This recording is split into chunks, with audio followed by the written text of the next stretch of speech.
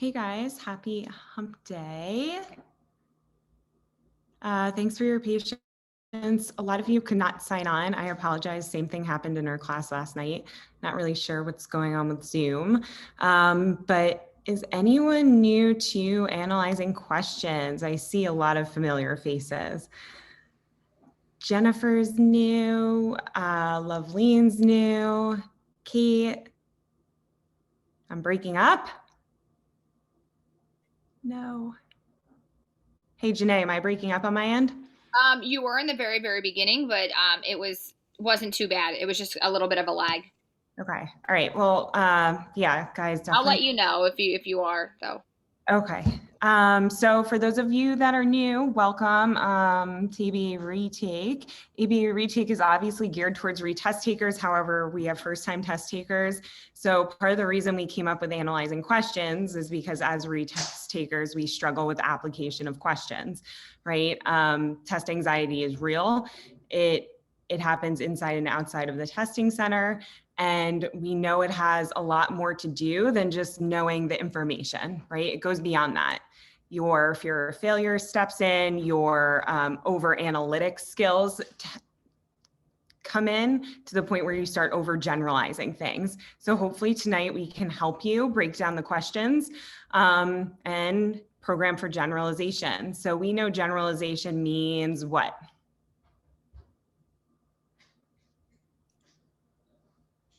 Clemming, yeah. So in order to program for generalization, we do common stimuli, teaching loosely, aka training loosely. We do multiple exemplars, mediation, indiscriminable contingencies, negative teaching examples, and general case strategy, right? All those things are methods of building up generalization for individuals, right? So obviously tonight, what we're gonna try to do is bring the contrived, you're in the contrived setting, right? This is set up.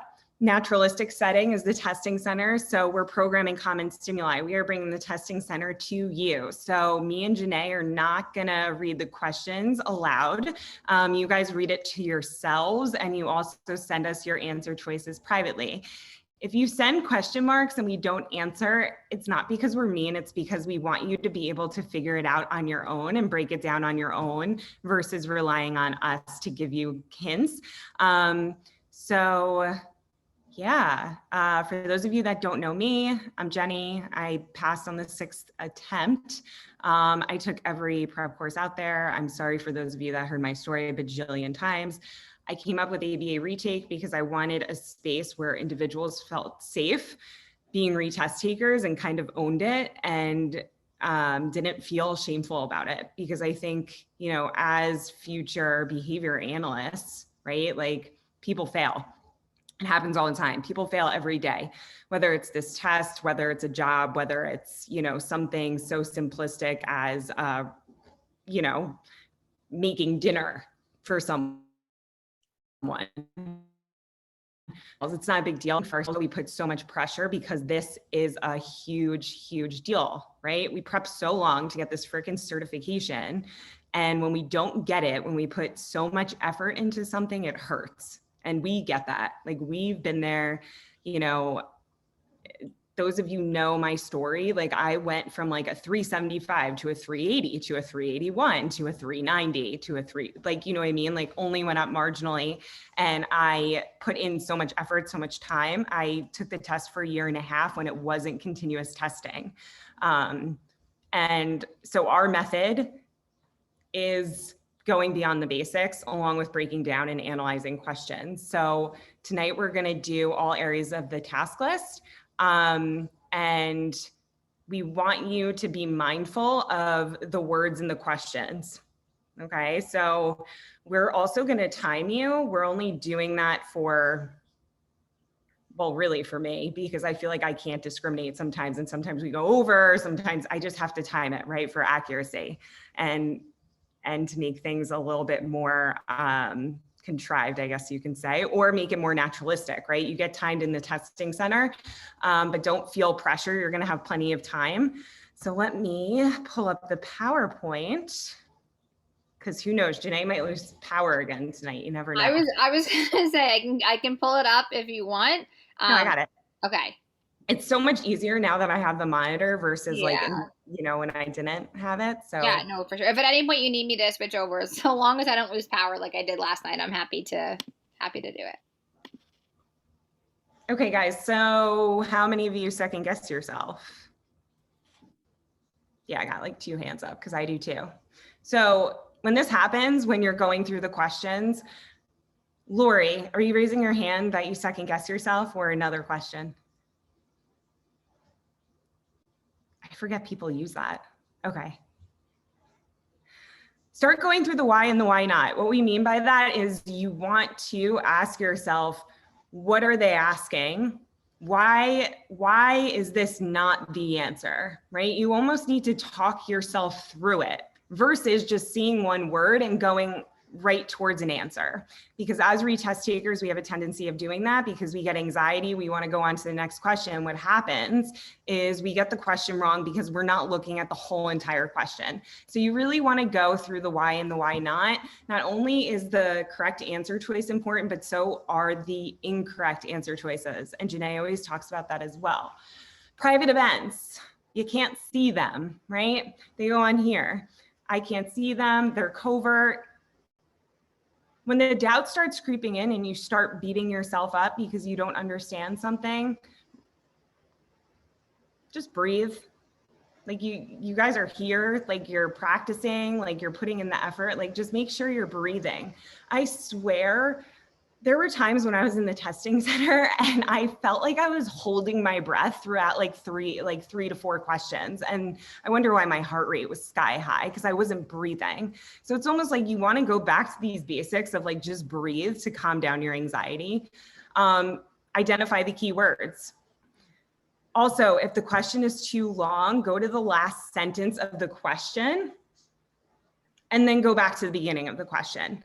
So I know for myself, when I used to see like huge long questions, I would get in panic mode because I was like, crap, like I'm not gonna have enough time for this. This is overwhelming. And like, so that was masking my ability to even comprehend the question. So we know masking has to do with stimulus control, right? It affects stimulus control. That means that the information is in our repertoire, but due to outsiding factors, we're unable to present the information, or we're unable to dissect the question because of the fact that we're in the testing center and our anxiety is so high.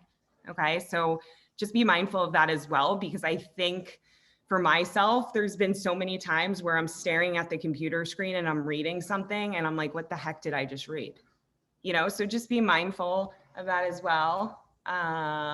Also, keywords: accept, least effective, best effective. Ask yourself, is this an ethics question?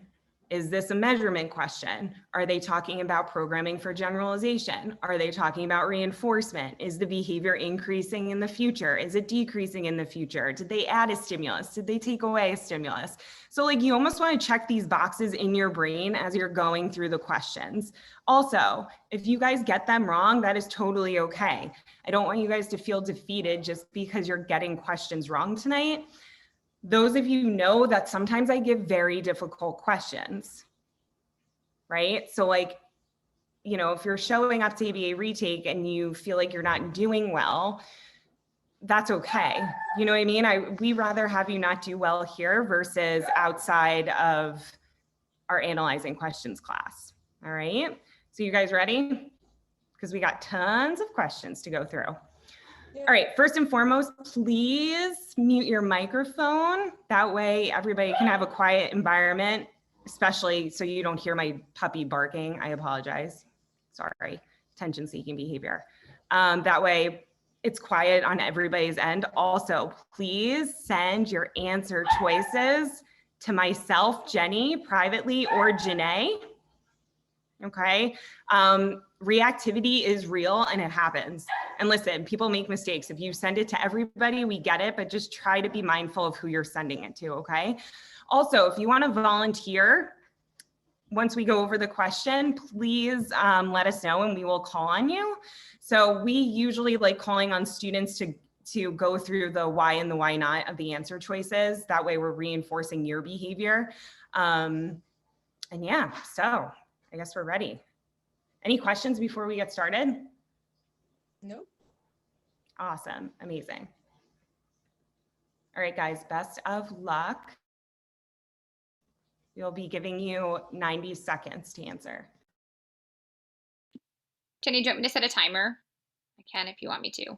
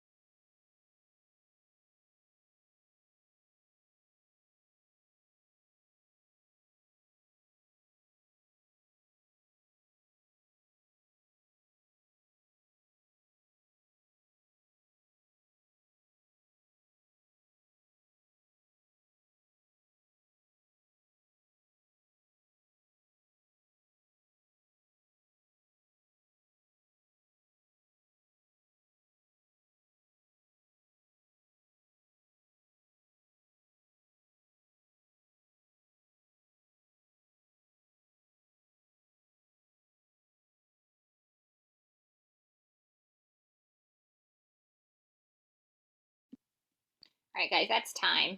Jenny, I was trying to test it out last time. I scared people with my timer. So All right, so looked pretty good on my end. I have a Right, lot of guys. variability on A lot my of end. Yep. Okay, guys, the answer is D for negative punishment. Who would like to volunteer and tell us why you picked D? I can go, Jenny. Yeah, go ahead, Sydney. Okay, so these questions do trip me up. It's just like 3 words, and I'm like, well, what are you asking for? So after going through all the options, I saw that D is the best answer because it's basically just asking what negative punishment is.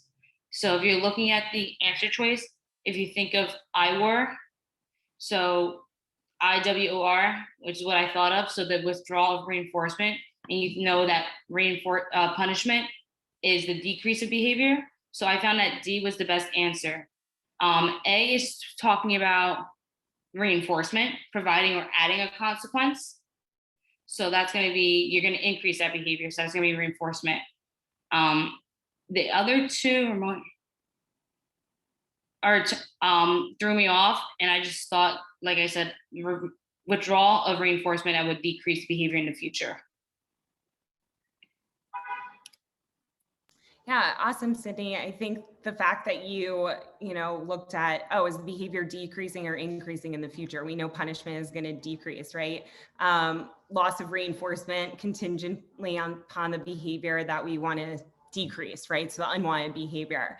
How many people put C? Because I did have some people put C. So why is it not C? Because you're adding. Yes, Renee, thank you. So guys, negative punishment is gonna be what? Removing. Removing. Good. Yeah, Decrease the behavior. awesome. Yeah, so we're removing like response costs, right? When we take a token away, that's a negative punishment procedure.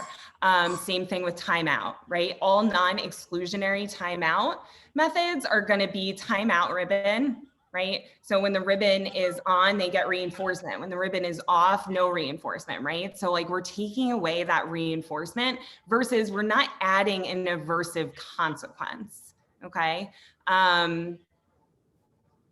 I understand why people picked that though, but remember, loss of reinforcement is going to be negative punishment. Positive punishment is more so adding an aversive stimuli to decrease the future frequency of behavior. Yeah, positive punishment, definitely. So we want to think of like Roser. Good, Kristen. Yeah, awesome. Any questions, comments, why you got it wrong or how you looked at it? My, for some reason in my head, I saw positive punishment, not, even though I read it a million times and it says negative, but that's what messed me up. Not paying attention. Same All right. here, same exact here. What did you say, Francesca? Said I thought the same thing. I didn't even read it, honestly. My bad. All right. Well, we appreciate your honesty because I mean, look how many other people didn't read it correctly. Same thing. Same thing, Lori? Yeah. Yep. Yeah. So, and that's the thing, right? Like a question like this on the exam, right? It's like, you know what negative punishment is, but like if we're like, we have test anxiety, we're getting like overwhelmed, right? We might miss these things. So, all right. All right, guys, on to the next one. Make sure to send your answers privately.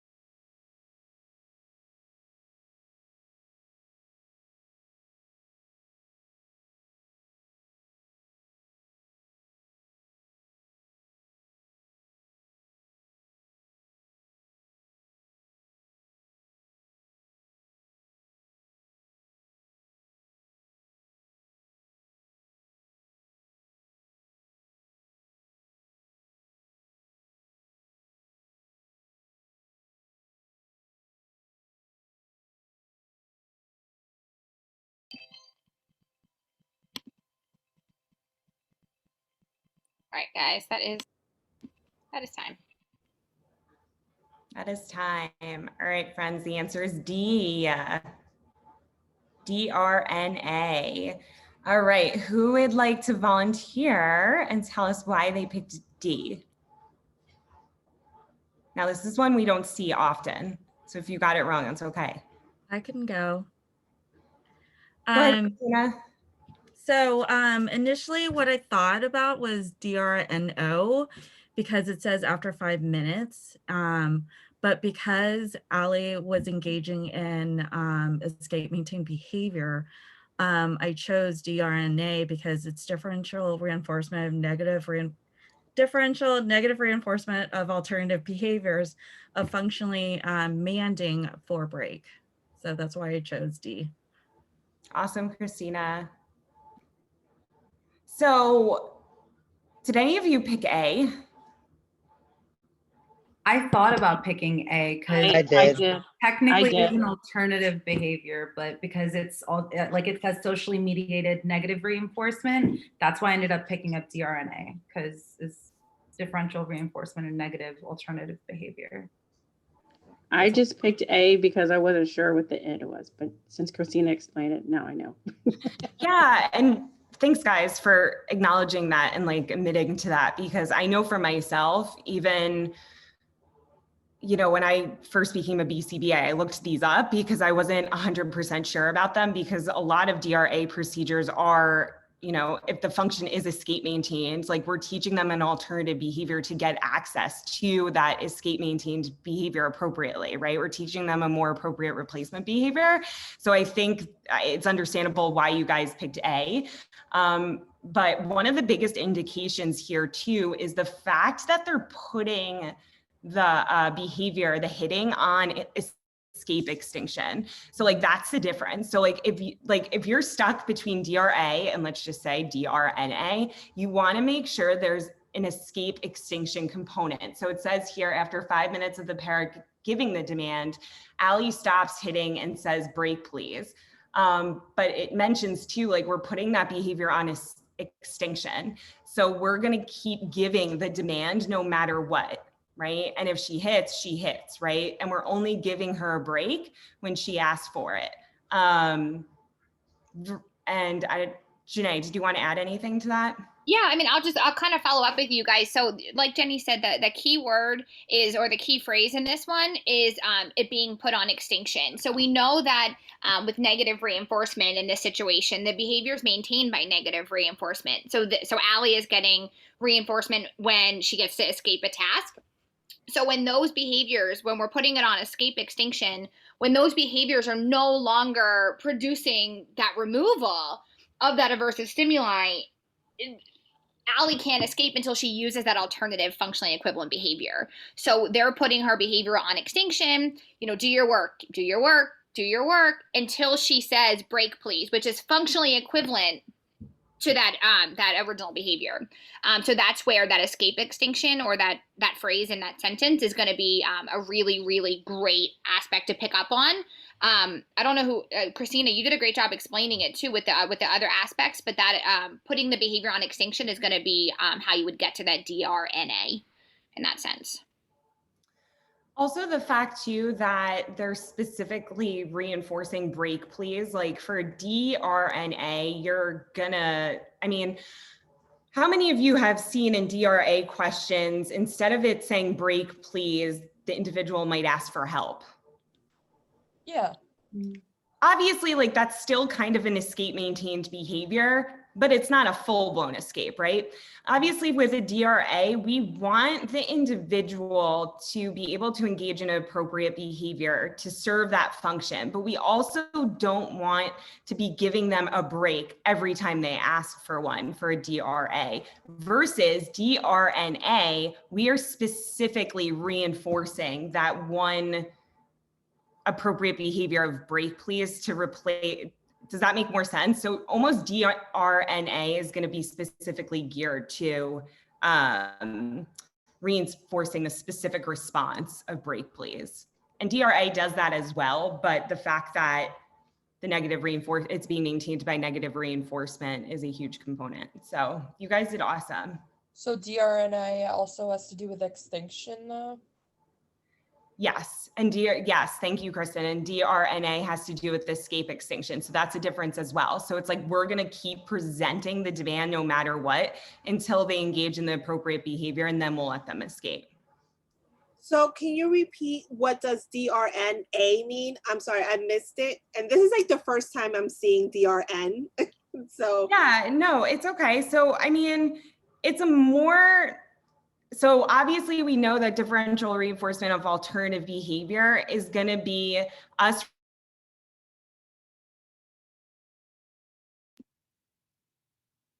Did Jenny break up for anyone else? yeah, she's frozen. Okay. Yes. DRNA. Okay. But she was frozen. We had a freeze. Jenny, you were frozen. Sorry. So I was going to take over, but you got it. You're back now. Take over. No, it's okay. You go ahead. I don't know how long I was paused for. It was just like maybe 12 seconds, but I was like, last time that happened yesterday, I was frozen and everyone else was, yeah. So I was just putting in the chat, and my speaker view is not up, so I don't know who asked that. I apologize. And I just put in the chat for everyone to see that when Allie is engaging right now, currently hitting to escape a task. So when the para puts that behavior on extinction, they're not allowing that escape contingent on the hitting. So that's the escape extinction component. So the demand is presented. So in this situation, do your work until Allie uses that appropriate alternative, functionally equivalent behavior of break please. So the DRNA is the differential reinforcement of negative behavior, of differential negative reinforcement of alternative behavior.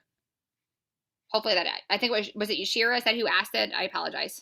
I don't know if that answered. Yes, that makes perfect sense. Thank you. Yep.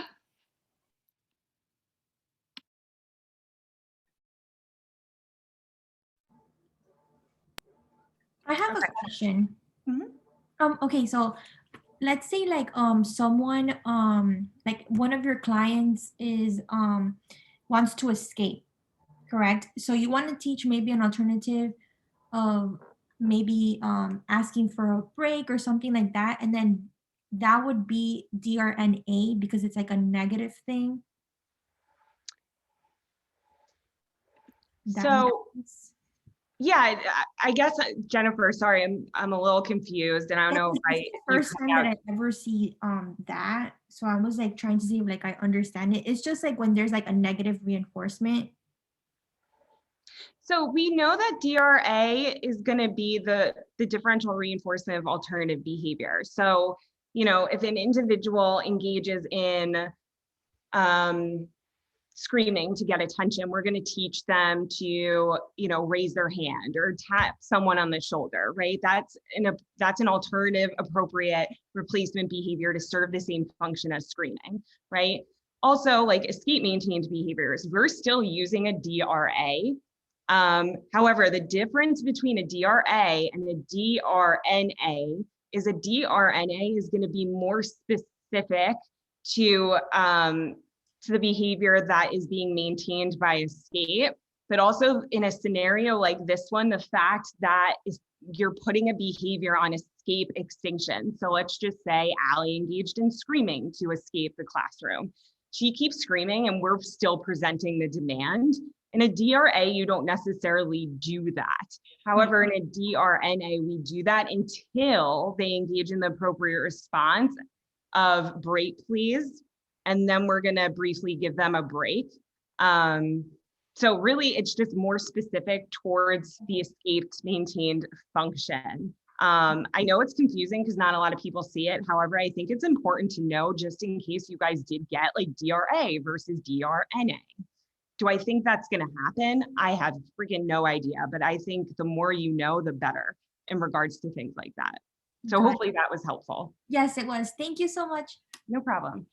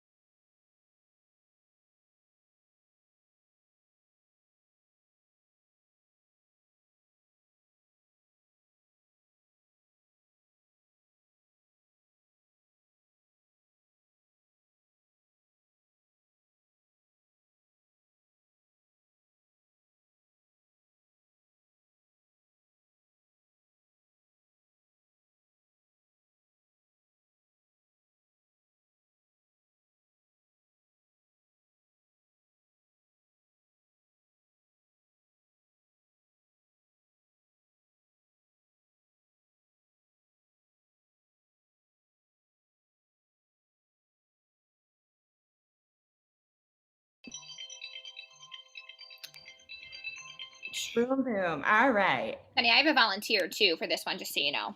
Yay, we love volunteers. I also love this question. Also, I feel like this question is really important. So try to remember it. Hint, hint. Okay. The answer is C. Go ahead, Shannon Burke. Hello, I miss you guys. Miss you too. I love this one too because you really have to read it, and so I read it about 3 times. So I chose C because of the wording. So high preferred contingent upon low. So AKA for grandma's law is pre-mac. And so your first and then. So your first is going to be your low preferred, then your high P. So low first, contingent upon high P second.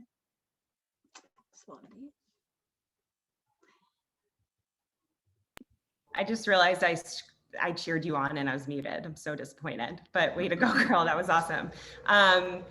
So when I first, even me writing this question, like I just had to read it like 3 times just to like make sure I was processing it the right way. A lot of people on my end put A. I don't know about you, Janae. Yeah, I had a healthy mix of all answer choices here. Okay.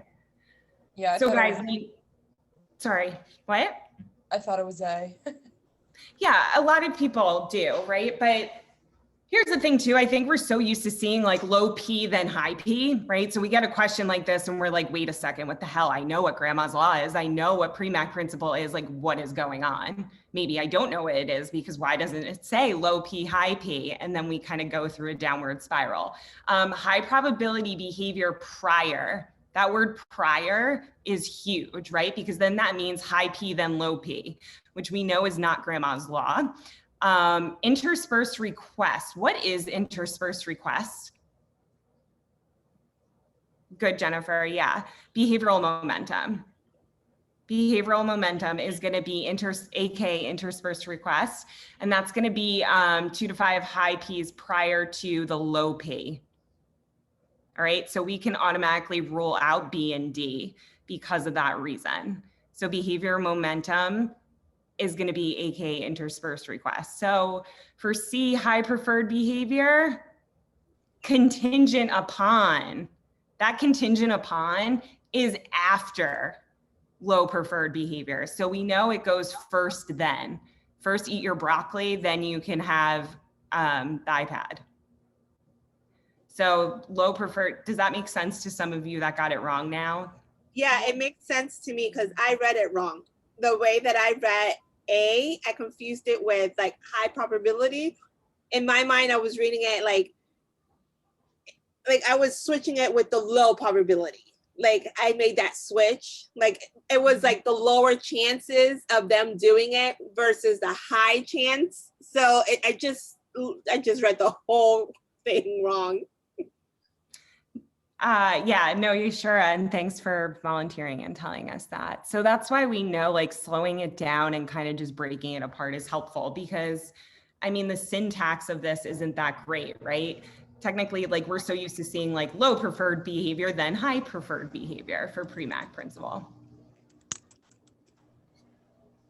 Okay. Yeah, I got that wrong too, because I was thinking high probability behavior, like, you know, first you do this, the learner. Please stay out my room. Okay. Was that you, Kristen, that was saying Oh that you yeah, got it no, I'm wrong? just saying for A, you know, for me, I guess I have to look more carefully at the wording for the question. Yes. Guys, every word counts. It really does. But you guys are learning. All right, on to the next one. We're going to give you 60 seconds for this one. If you want to volunteer, please let me or Janae know and we will call on you.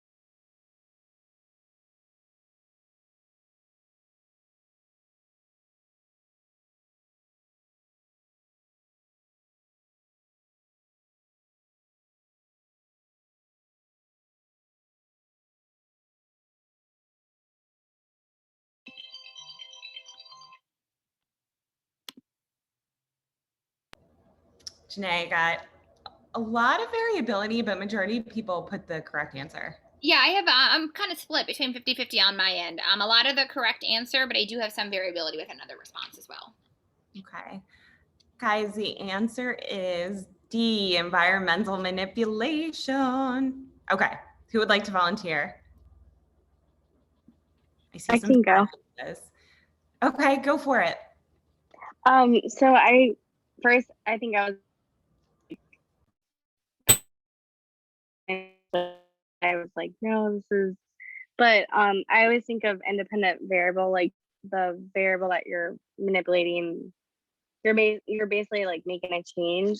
And when I looked at first, I put it and I was like, I had to think of like a graph, like the y and the x-axis, and I was like, oh no, that's just the measurement. So then that's why like I changed it back to D. But yeah. Thanks, Samantha. Awesome. Okay, I have a question. Sure. In the very early stages of my learning ABA, someone told me, and it's stuck in my head, that independent variable is the cause and the dependent variable is the effect. So have you ever heard that? I have, yes. I picked cause. I was so sure of myself. I was like, oh crap, it's wrong. So like the reason too why we don't want to say that cause is going to be the best answer here is because cause can also be extraneous or confounding variables as well. Versus like we know environmental manipulation, the fact that it says manipulation right there and environment, like we're able to manipulate the environment, whether that's like removing stimuli or, implementing antecedent interventions that are less invasive than DRO procedures. You know what I mean? So like, and Francesca, was that you? Yes. Okay. Yeah. So I had a lot of people put B. And I mean, cause and effect, for me, I think that is more, to me, I think more so of determinism for cause and effect and lawfulness of behavior versus the independent variable. Here, I think there's a lot of room for interpretation for the cause versus like environmental manipulation is a lot more specific, and we know that we're able to manipulate that as the intervention. Also, for those of you that put the duration of the target behavior is going to be the dependent variable, because we know at the end of the day, like the target behavior is dependent upon the individual, right? The dependent behavior is always going to be what the behavior that the individual engages in, right? The only thing we can manipulate is going to be the intervention, right? Things outside of the dependent variable. However, we know the intervention can either decrease or increase the behavior of the dependent variable. So whenever there's a measurement of target behavior or measurement of frequency or anything like that, we know that's going to be on the y-axis of a line graph, and that is going to be the dependent variable, the DV. So remember, the dependent variable is dependent upon the individual that we are taking data on. The independent variable is going to be the intervention. It's also going to be the sessions, right? That's why you see it on the x-axis. It has to do with time, sessions, things like that. Prompt, we know, is not going to be an independent variable. Why? Does anybody want to volunteer?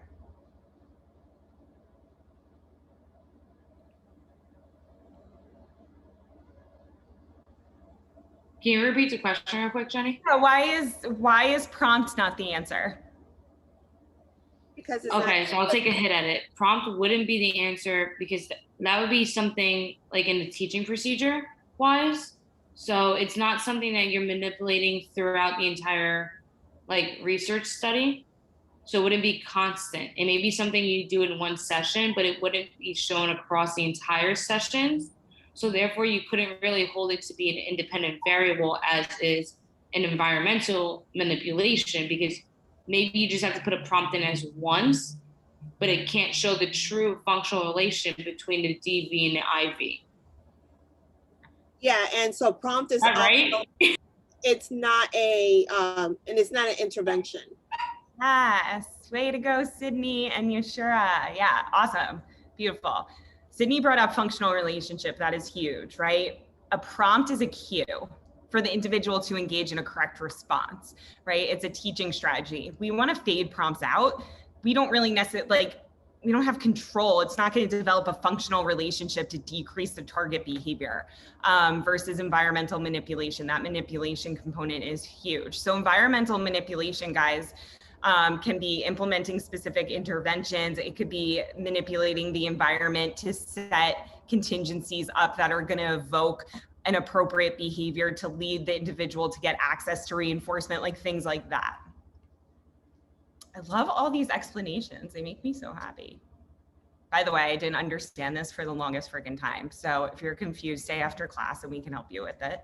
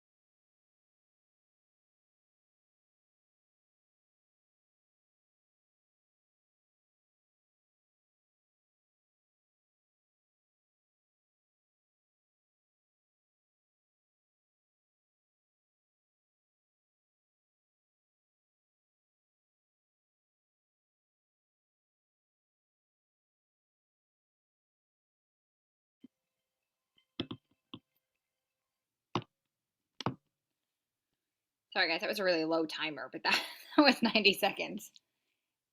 I still have some answers coming through though, Jenny, so I don't know if we want to give like 10 more seconds on this one. Raise your hand if you guys need more time. I know not everyone has their video on. Okay, we'll give you 15 more seconds, okay? Because we know this is lengthy.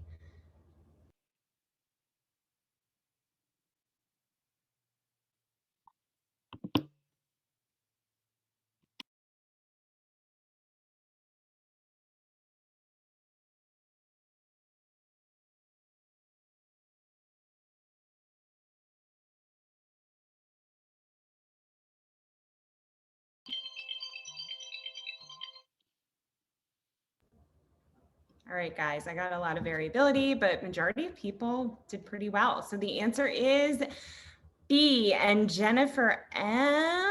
Let me see. Sorry, Jennifer, I just saw your name. Yes. Do you want to go? Yeah, I would. Okay, awesome.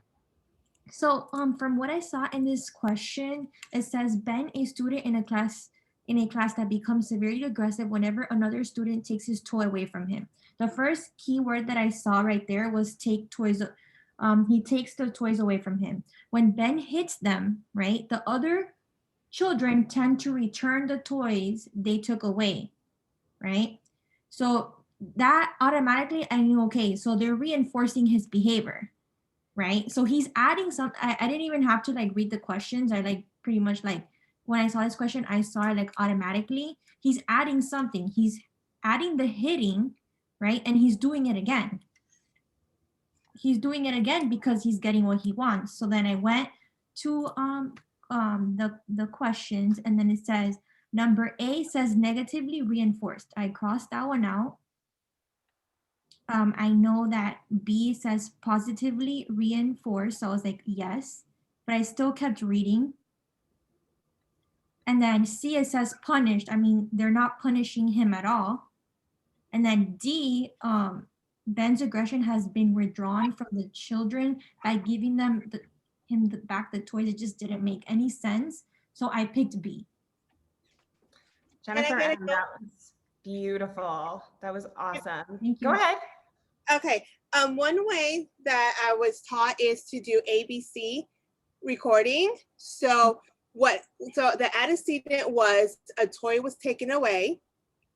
The behavior was hitting, aggression, and the consequence was the toy was given back to him. And when we're looking at negative and positive reinforcement and punishment, we want to look at the consequence and not what the person did. Because yes, he hit someone, he added the punching, but it was the consequence of the added toy. So something was added, which was the toy. So by the student adding the toy, returning the toy, it was positively reinforced, versus if he was hitting and the toy was taken away from him, and then that would have been negative. But we have to look at the consequence, not the actual behavior. So in this scenario, it's positive reinforced because the students added the returning of the toy. Yes, Yashura, that was awesome. And thanks so much for doing that, because I know that's super helpful for people. It was super helpful for me too, because I had a hard time discriminating between all of them. Yeah, so, and Jennifer also did this too, like kind of identifying the keywords, right? So like figuring out what is the function behind this individual's behavior. So like, why are they doing it, right? They're doing it because he wants access to toys, and he learned like his behavior of becoming aggressive towards others is going to increase due to the fact that it's being maintained by positive reinforcement of him getting access to the toys. All right. So if anything, if they were talking about the students in class are giving him toys because they want to escape from his hitting, right? So that's another, so negative reinforcement we know has to do with like escape. So like Ben's not escaping anything, right? He wants access to those tangibles. He wants access to those toys. So like his behavior of hitting is being maintained by socially mediated positive reinforcement. Yay. Can I So say smart. something? Yeah. This was a question where I second guessed myself. I got the right answer and then I changed it. And I'm not going to do that again. I'm not going to flood you with 2 answers anymore. And then after looking at it, I was like, oh no, it is positive. Did you go from B to A, Francesca? I did. And I just don't do what I did. Don't second guess yourself.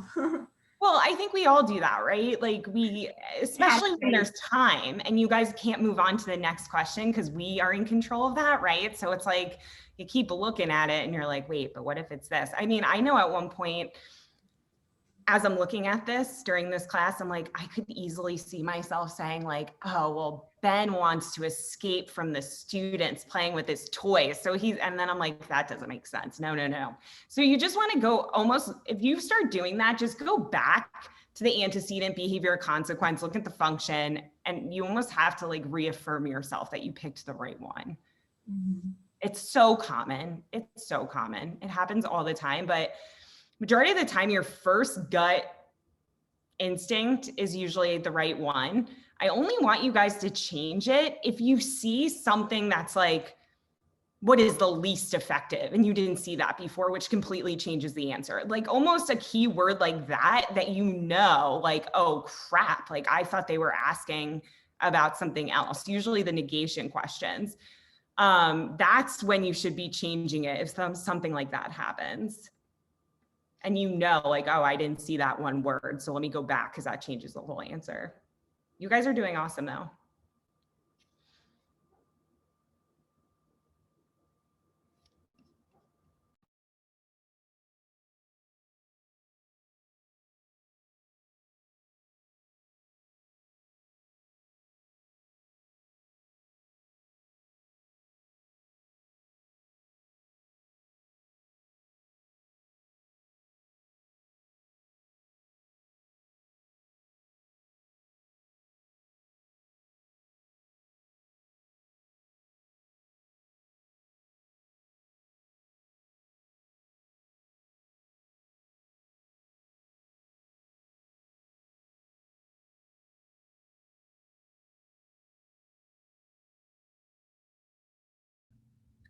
Hi there. Sorry I'm late. All good.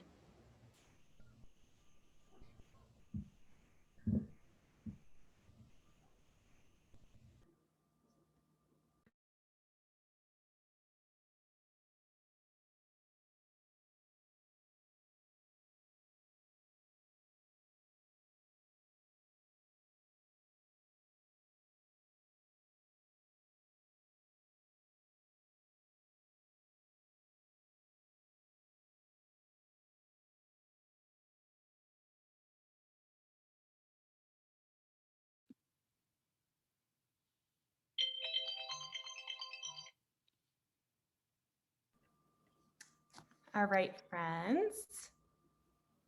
The answer is B, percent of occurrence. Who would like to volunteer that hasn't had a chance yet? Jenny, I can. Go ahead, Demi. Just because this one almost tripped me up. So when I first looked at it, I immediately thought of percent of occurrence. And then I was like, wait a second, because technically B, C, and D are all AKs of each other because B and C are derivative measures. So then I went back to the question. So I was going to go with A. And then I went back to the question, and the keyword to me was best way. This is why I get a lot of my questions wrong, because I don't look at that. So then I was like, okay, well, the best way would be B. So then I went back to B, and I stuck with B. Yay, Demi. Awesome. Amazing. Thank you. And I like how you brought up too that you wanted to go with A just because you saw that percent of occurrence trials to criterion are under the category of derivative measures. So you're like, oh, that can't be it. So guys, we know rate is going to be what? Count over time. Count over time. Awesome. Count over time. There is no indication here of like free operant behaviors with a discrete beginning and end, or, you know, frequency over time in regards to the behavior. The only information that we know is the total opportunities, which is, let's see. So Keith RBC observes taking 12 turns correctly and 37 incorrectly. So the total opportunities is going to be 37 plus 12. So we know those were the total opportunities. So that would be 49. I stick at math. Okay, cool. That's why I'm a behavior analyst and not a mathematician. So that would be 49. And then we know because it's a proportion, right? We have information here in regards for it to be a ratio, meaning that we're going to have you know, either 12 over 49 as like the percentage of correct answer choices. I think I'm getting, Janae, you want to go ahead? I feel like I don't. No, I was just gonna to figure that out. So in regards to what Jenny's saying is that we take the total number of opportunities. So in this situation, it's 49. Because 12 plus 37 equals 49. So that's the total opportunities. So if they say what was the total opportunities that Perry answering, like doing it correctly, you would do 12 over 49, which is 24%, versus how many times did he do it incorrectly, which would be 37 over 49, which is 76%. So depending on how they're asking it, like what was the percent of recurrence that Perry answered incorrectly, you would do 30, that the number of incorrect. So in this situation, 37 over top of the total number of opportunities, so 49. So that would be 76%. Versus how many times did he do it correctly, which would be 12 over the total number of 49, which would be 24%. Thank you. Thanks, Janae. I knew my math, I couldn't do that division in my mind. So that's why I turned it over. Question on this. Sure. What if the total number of opportunities were less than 30? Then would none of these answers apply? So, and Francesca, that's such a great question because it does say in Cooper, you want to use percent of occurrence when there's at least 30 opportunities. However, like there has been times where the answer has been percent of occurrence and it's been less than 30 opportunities. In regards to accuracy for percent of occurrence, it's going to be more accurate if we have more than 30 opportunities. So to answer your question, like it really is dependent upon the scenario, right? So like obviously we know trials to criterion has to do with trials to mastery, right? So how many trials did it take the individual to master this target behavior, such as, you know, taking turns correctly? So that would be like, you know, it took 5 trials to mastery.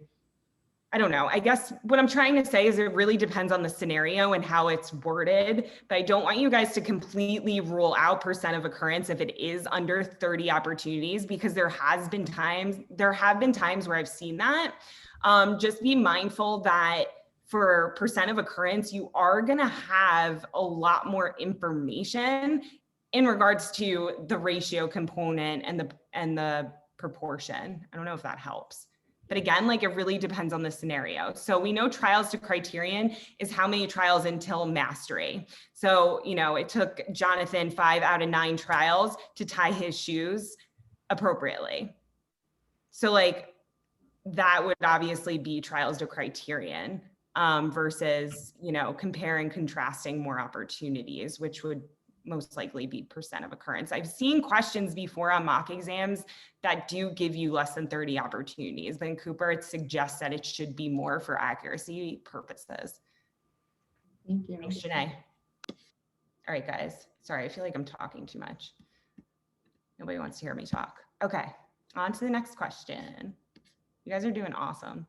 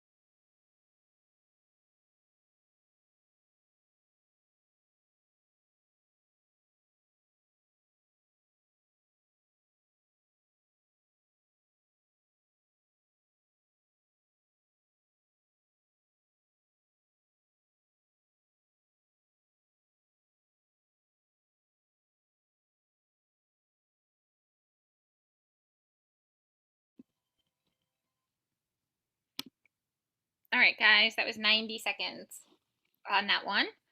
I have some variability on my end, but overall I do have the correct answer. Guys, the answer to this one is C, IRT. Jenny, I don't know if you have any volunteers. I don't have any volunteers, but I do have a lot of right answers and rationales. Lori would like to volunteer. Go ahead, Lori. Go ahead, Lori. Sorry, I'm kind of at a softball game, so I'm trying to do this while being a mom. That's awesome. Love the dedication. That's amazing. So I saw that they were trying to get him to sit in his desk more. So we're trying to increase the seat behavior to monitor the progress. So it wouldn't be duration because we're not judging how long he's actually sitting in his seat. And it wouldn't be event recording because that's just the frequency of what he's doing and how many times he's sitting in his seat, which we didn't want to know. The reason I chose IRT was because it was between him going to get from his desk and then how long it takes him to get up to go do something else, which is the inner response time. And then obviously it wasn't latency because we weren't judging how long it was going to be from like the last getting out of his seat and doing that sort of task. That's the IRT. Awesome. That was great, Lori. Yeah, guys, yeah. And in regards to latency too, there's really no SD in this situation to allow for that, to do that. So we know with latency, there's going to be an SD, and it's the time between the delivery of the SD to the onset of that response. So he gets up to go to the bathroom to get a snack, to do everything with, oh yeah, Francesca, that's a good point.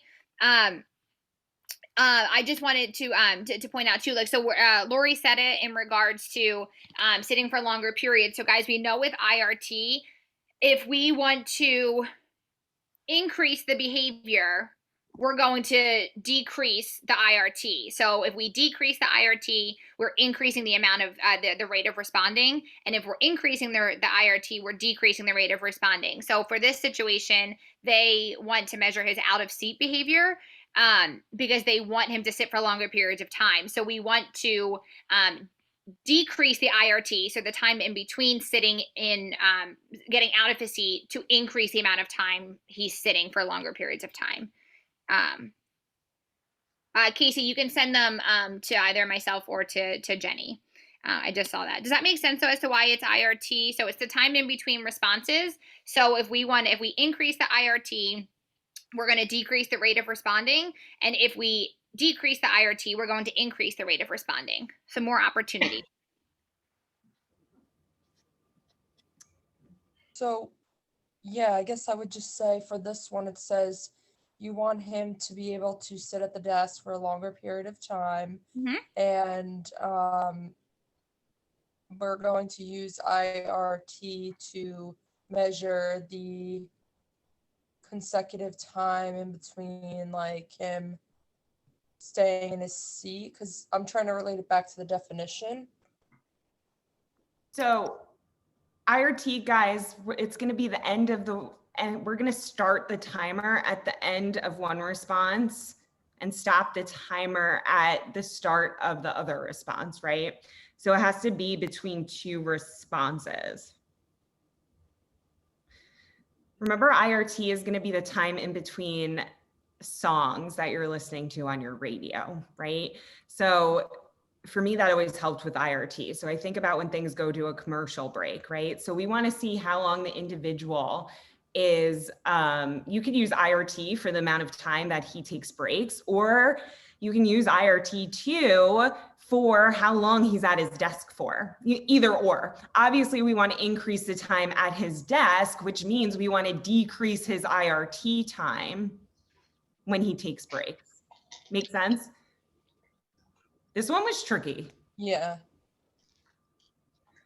And guys, we know event recording is going to be count, rate, or acceleration. So here, because yes, we know the individual gets up to take a break. It's not so much the frequency, but it's how long the individual stays on a break for. Make sense? Okay. Guys, also too, me and Janae stay on after to answer any extra questions you have. So if you have some, stay on after and we can help you. You guys are doing awesome though.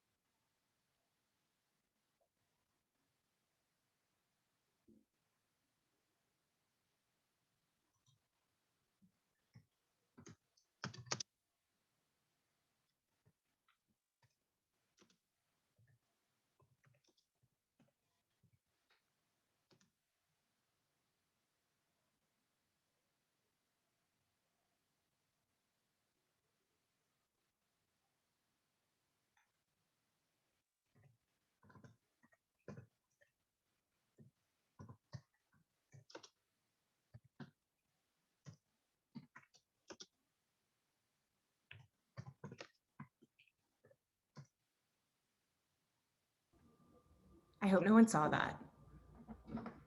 I tried to be as quick as possible to get back. Crap. We might have to go over it soon because some people probably saw the answer. That's fine. I had 100% prior too, so I think 100%. So yeah, I think it's a good one to go over quicker. Yeah, let's go over it. Okay. Sorry guys, for those of you that saw the answer. Okay. Now it won't go. Go figure. Okay. The answer is D. Who would like to volunteer? Anybody that hasn't had a chance yet? If not, I do have a volunteer. All right, Sydney, go ahead, girl. Okay, so we're looking in this question is asking about the control condition, and it's asking we manipulate the antecedent consequence variables.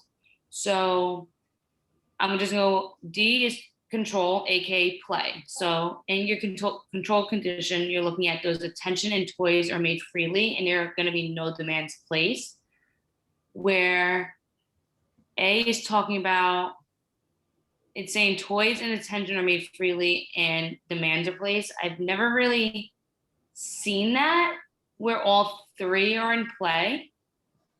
And then B is saying removing that attention and testing for this self-stim behavior. And then C is saying removing all variable to test. So your C is basically saying it's automatic. B is saying you're removing that attention to still see if it is automatic as well.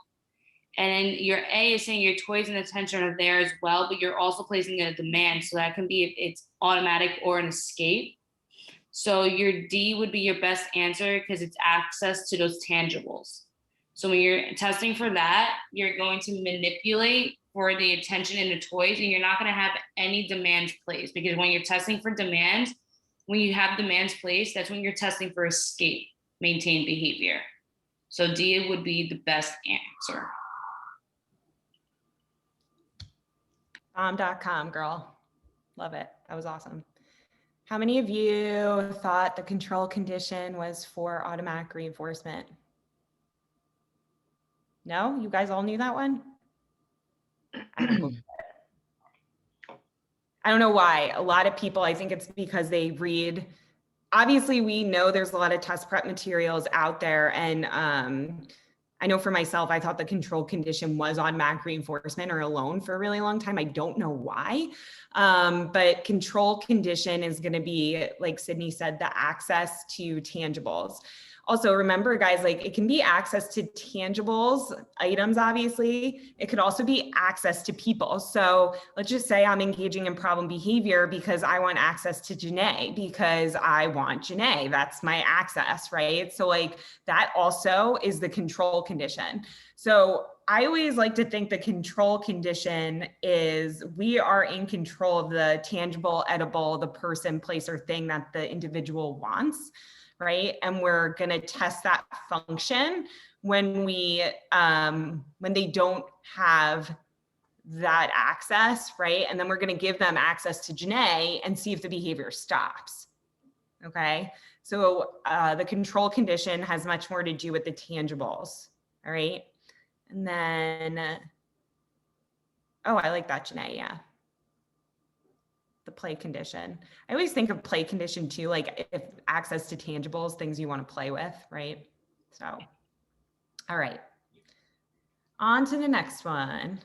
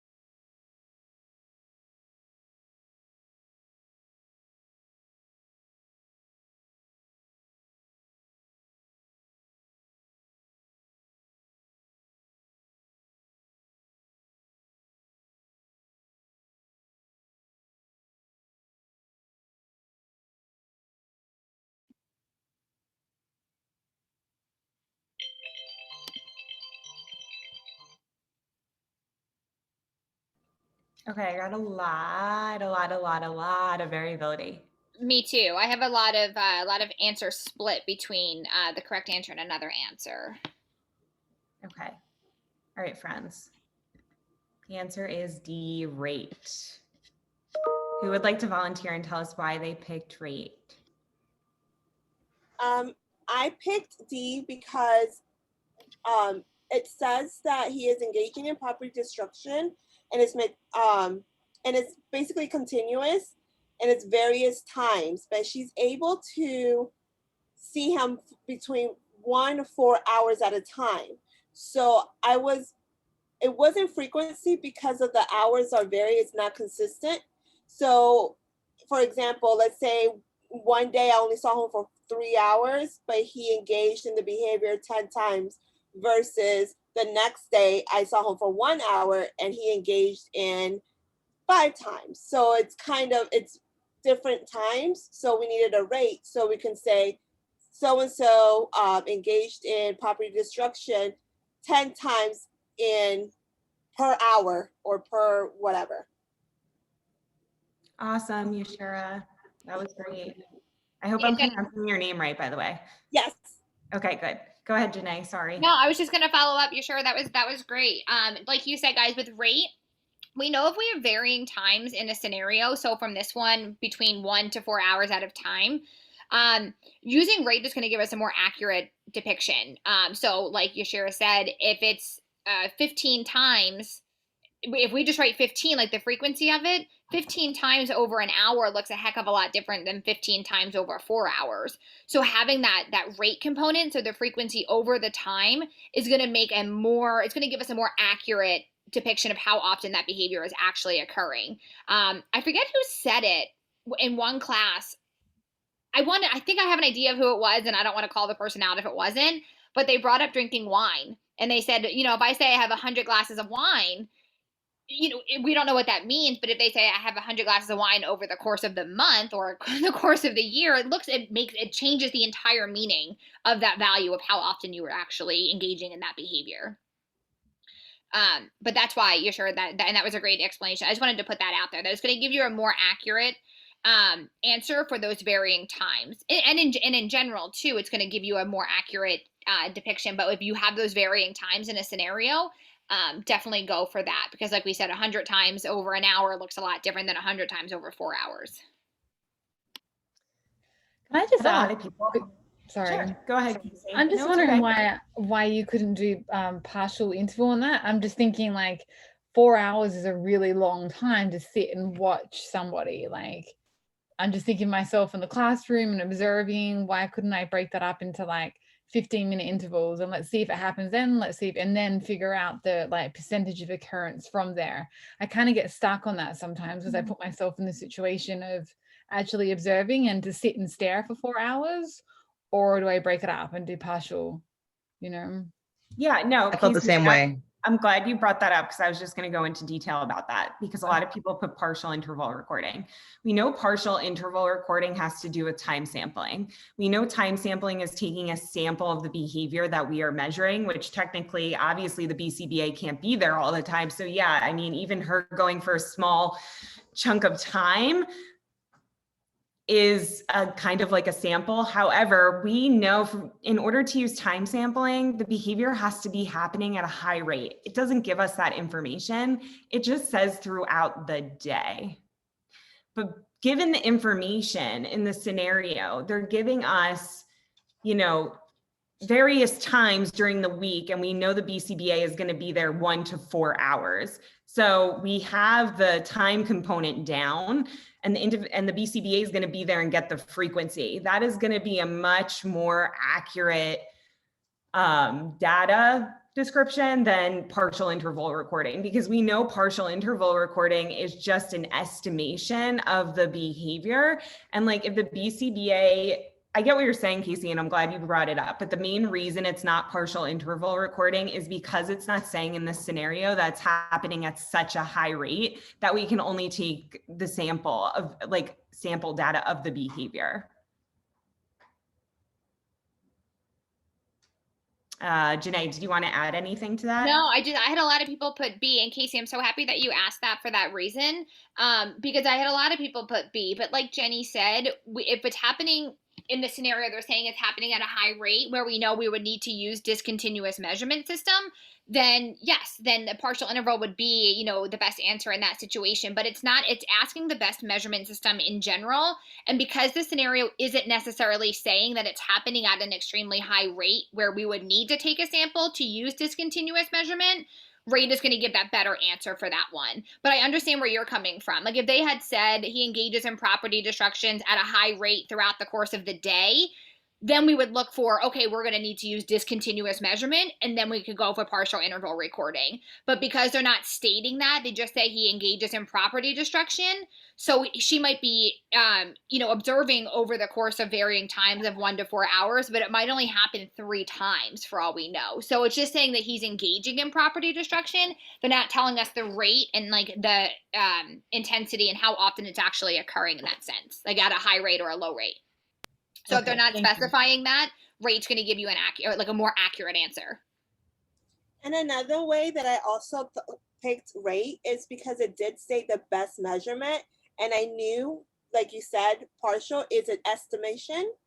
That wasn't going to be the best answer. The best to get more accurate would be the rate.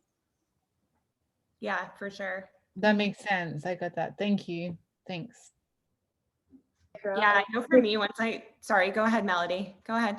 I think these questions really trip me up. I think because I just recently took this exam, and I think these are the ones that actually probably helped me to not pass because I hear what everybody's saying, and rate makes sense, but I definitely don't. I guess I have a hard time with B and C.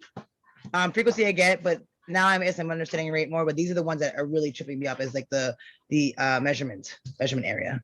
Melody, you should, we have recordings for purchase on measurement. We have like 7. I highly recommend that maybe you look at one, because I know for myself, Janae knows, I hated measurement for such a long time. I always scored low in measurement every time I tested, every time. But once I finally realized which behaviors are discontinuous behaviors, right? So like they're not happening at a high rate. So we're either going to use event recording or timing procedures versus time sampling, which is going to be partial, whole, momentary time sampling. And that's for continuous behaviors with discontinuous measurement. And that's going to lead us to measurement artifacts and all that stuff. That was probably the most helpful for me in regards to dissecting questions. Or you can have a one-to-one tutoring session with Janae, because she loves measurement, right, Janae? I do. I get like all giddy and happy like a kid on Christmas when it comes to measurement questions. Like that is my strong suit. If I passed A, I would have been fine, but A knocked me out. Yeah, every time I tested, I scored 95 and above in measurement. So it was consistent every time. Uh-oh, this had the answer choice in the question. We're just skipping ahead.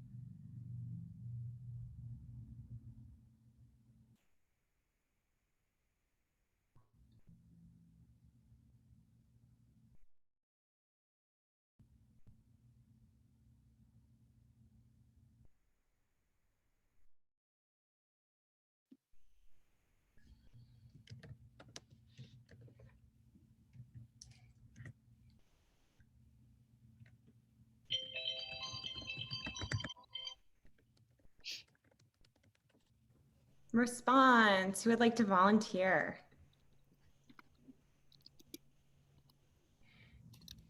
I would. Okay, if it's I can okay. go. I Oh, can go. Yeah. Sorry. Go ahead. Yeah, go Oh, ahead. Because Okay. you haven't had Um, yet. yeah, I was like, I need to say something. So I didn't pick B because it wasn't like a group of like functional classes, and then it wasn't a bunch of responses. And then I remembered the definition of response is a single occurrence of a behavior. So I immediately went to C as my answer. So that's how I kind of broke it down. You guys probably saw my face going like this and this because I was doing that. So yes. Clemencia, is that how you say your name? Yeah, it's Clemencia, but you can call me Clem. Clem, that was awesome. And thanks for volunteering. I'm glad that you put yourself out there because I know it can be uncomfortable sometimes and we like to get to know new people too. So yeah, the single instance of behavior is what led it to a response. Nice job. Guys, what is a response class? A set of behaviors. One function in different topographies. Yes, way to go, Jennifer. Awesome. Way to go, Kristen. Yeah, so it's a bunch of behaviors that look different but serve the same function. Okay, so attention could look like screaming, it could look like punching, it could look like raising your hand. Those are all going to be behaviors in a response class that serve the same function. And then we know, so like, why is the answer not behavior? I said behavior originally. Sorry to cut someone off then.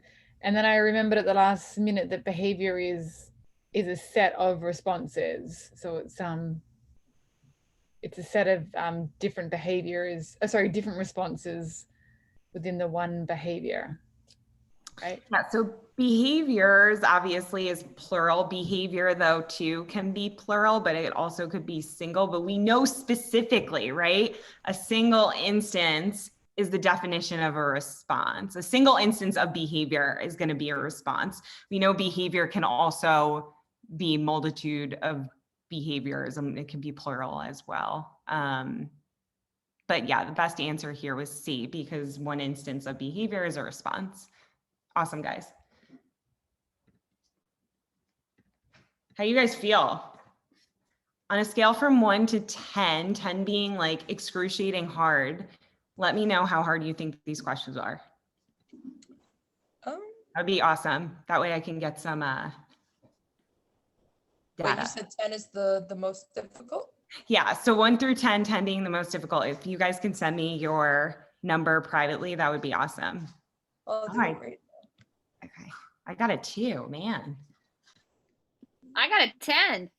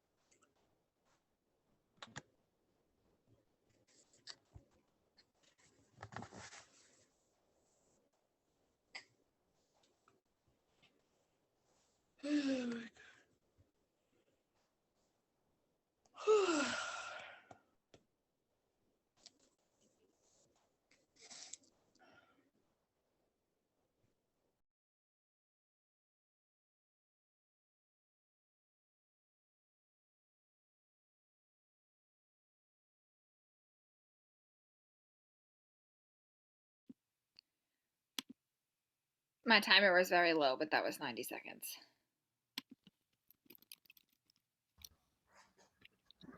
Okay, guys, the answer is B.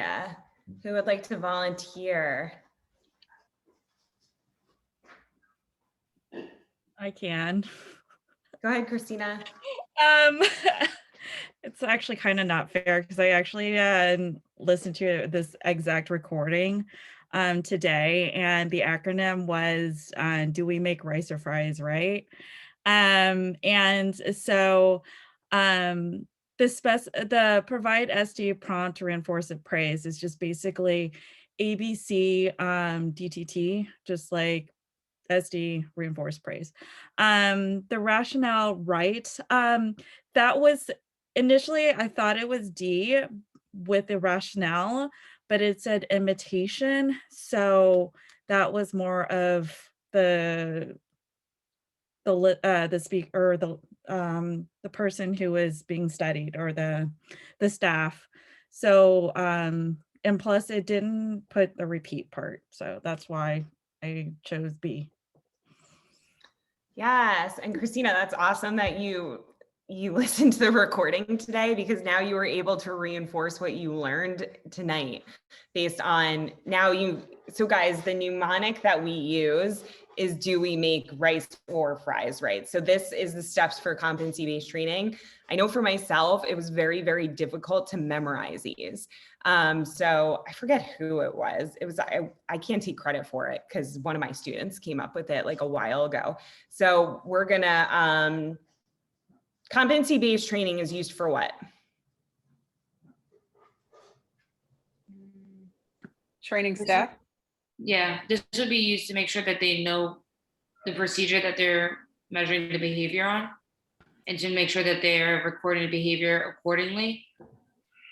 So careful, because measuring behavior is going to be more so geared towards IOA versus competency-based training is the individual understanding the intervention that is going to be implemented. So it's competency-based training is making sure they're competent in implementing the intervention as planned, right? So there's not treatment drift or anything like that. But Sydney, I'm glad you brought that up, because I know a lot of people sometimes intertwine both of them. So I appreciate that you brought that up. So competency-based training, again, is going to be more so geared towards the intervention. And it makes sense. We're going to describe to our RBTs, our paras, whoever the behavior change agents are, how to implement, like why we're doing the intervention. Then we're going to write and do like a technological component to the intervention. That way they can replicate exactly what we need them to do. We're going to model it. We're going to role play with them. We're going to observe them either in the contrived environment or natural environment. We're going to provide feedback, and then we're going to repeat until mastery. Guys, know these steps and know them in exact order. Yeah, just put that in the chat too. Know it in the order. That is crucial. I have a question on this. Sure. Can we use competency-based training on clients? On clients? No. No? Okay.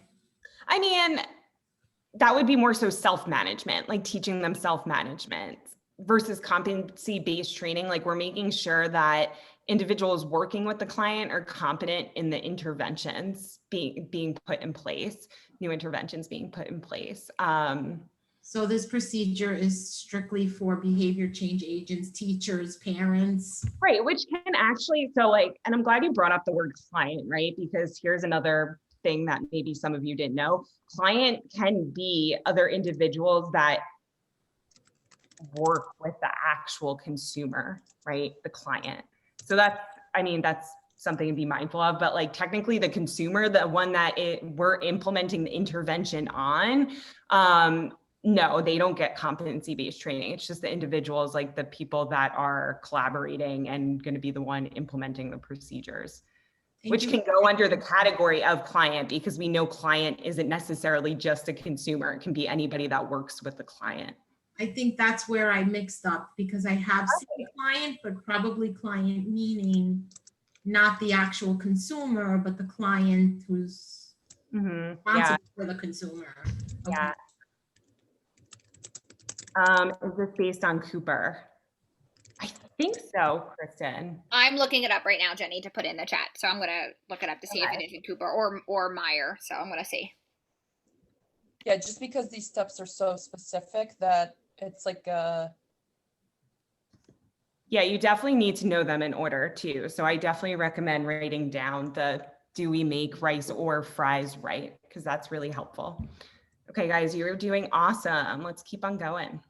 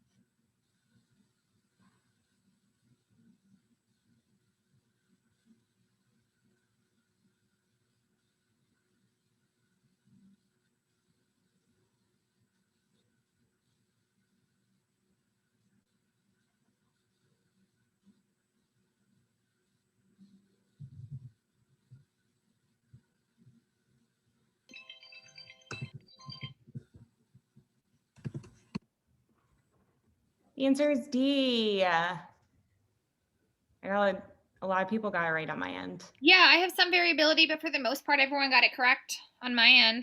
Way to go, guys. Anybody want to volunteer for this one? I can if nobody wants to volunteer. I don't mind. Or if Go someone ahead. hasn't You gone go yet. ahead. I said if someone hasn't gone yet. No. You go ahead. I'm gonna pass it off to you. Okay. Well, this one was a tricky one for me. I had to really think about this one, y'all.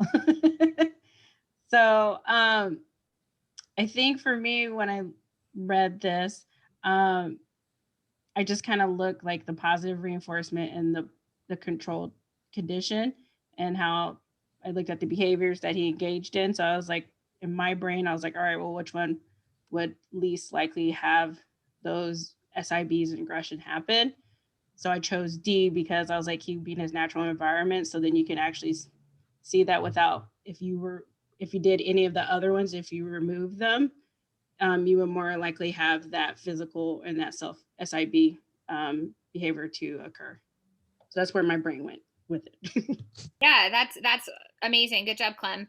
So with this one too, it's important to look at what the person already has in their repertoire to an extent. And in this situation, we know that Jake engages in SIB and physical aggression when he's denied access or it's taken away from him. So we can see right off the bat that in B, it says then remove it from the array. So we know that with trial-based preference assessments, so the multiple with and without replacement, one of the things we look for are what they have in their repertoire. So can they make those selections? And for kiddos who do engage in these kinds of behaviors, we wouldn't want to do the trial base where we have to remove it and it's not put back into the array. So that's something to take into consideration. Same with A, we don't want to take the other one away that he doesn't select. Also, guys, for C, I had some people put C. Contrive the environment with its preferred items. Technically, we don't know the preferred items. That's why we're doing this preference assessment. So I always paired potential reinforcers with preference. So PR and PR, which is easy for me to remember. But Clem, awesome job. But what type of preference assessment is happening in D? It would be free operant. Yeah, awesome. Free operant. Yeah. So we're looking at that free operant. So we're letting them, where they're in their natural environment, they're going to roam around the room based on, everything in there. We're going to calculate the duration, kind of the approach that they take, the contact, and look for all of those things. But based on the scenario and the information given, D would definitely be the best answer, just because we know that he does engage in other behaviors, which is why we wouldn't use those trial-based methods. For those of you that struggle with preference and reinforcer assessments, I recommend just memorizing the different types. And that should be able to help you break it down, and also knowing like when you're going to use certain ones. All right. I know assessment. I feel like I need to have an assessment private group tutoring because I know a lot of people struggle with it. Yeah, I think it's good too to know, like, okay, can the individual select 2 items? If they have limited language, they might be only able to select 1 item. Yep. Good, Kristen. Yeah, awesome.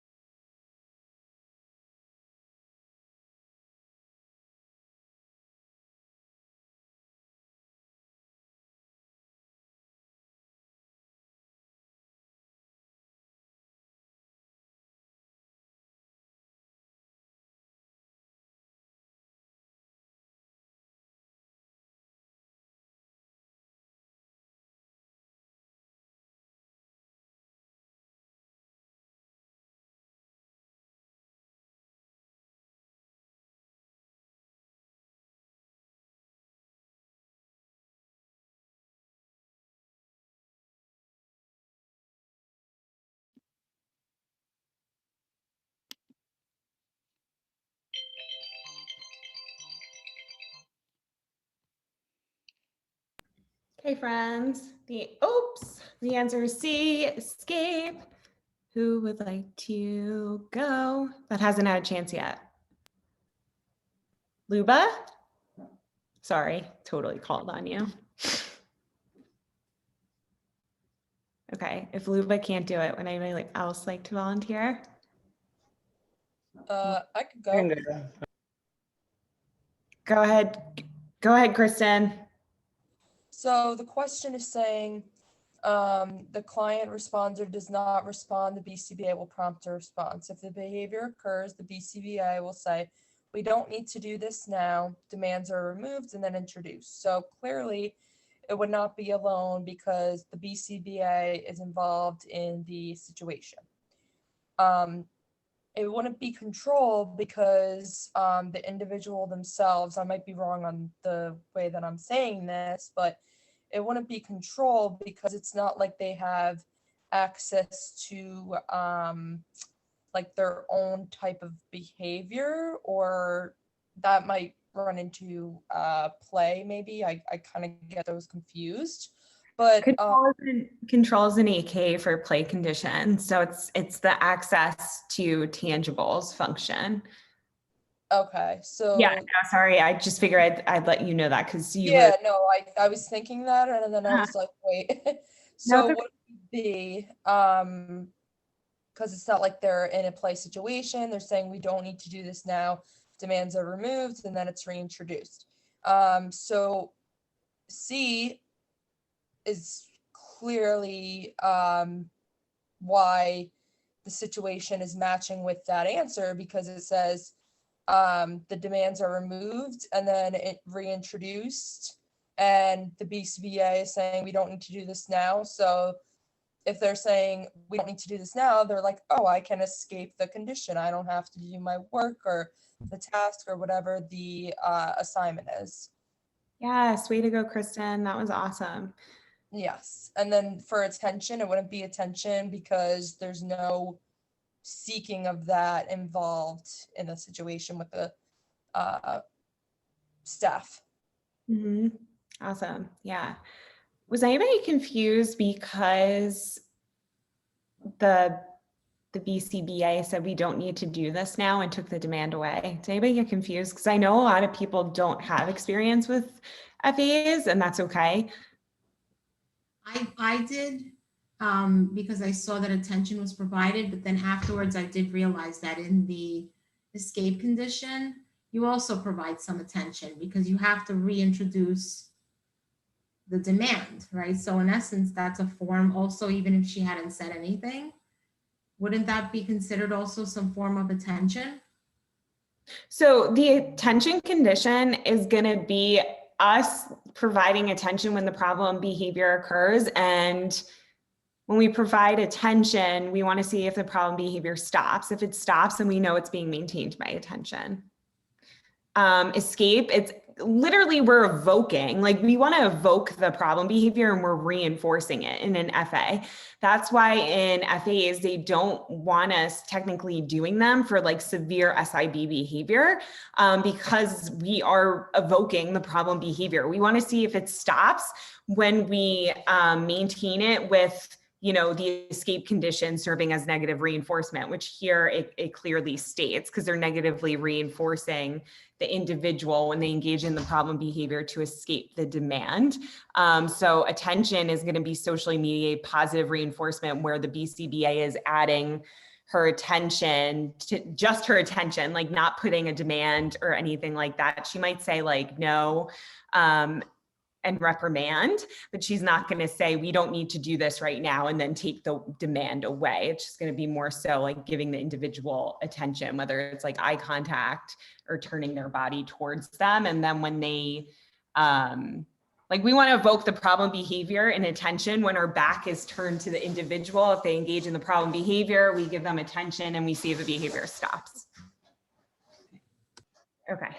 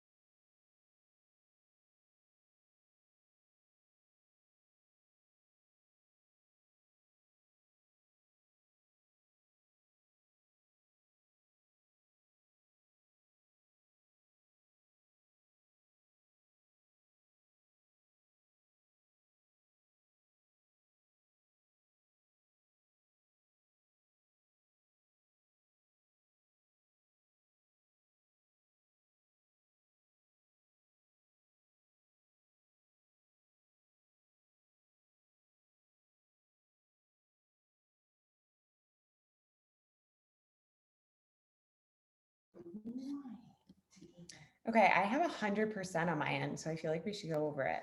Yeah, I think I have 100% also on my end, which is awesome. Woo, woo. So does says C too.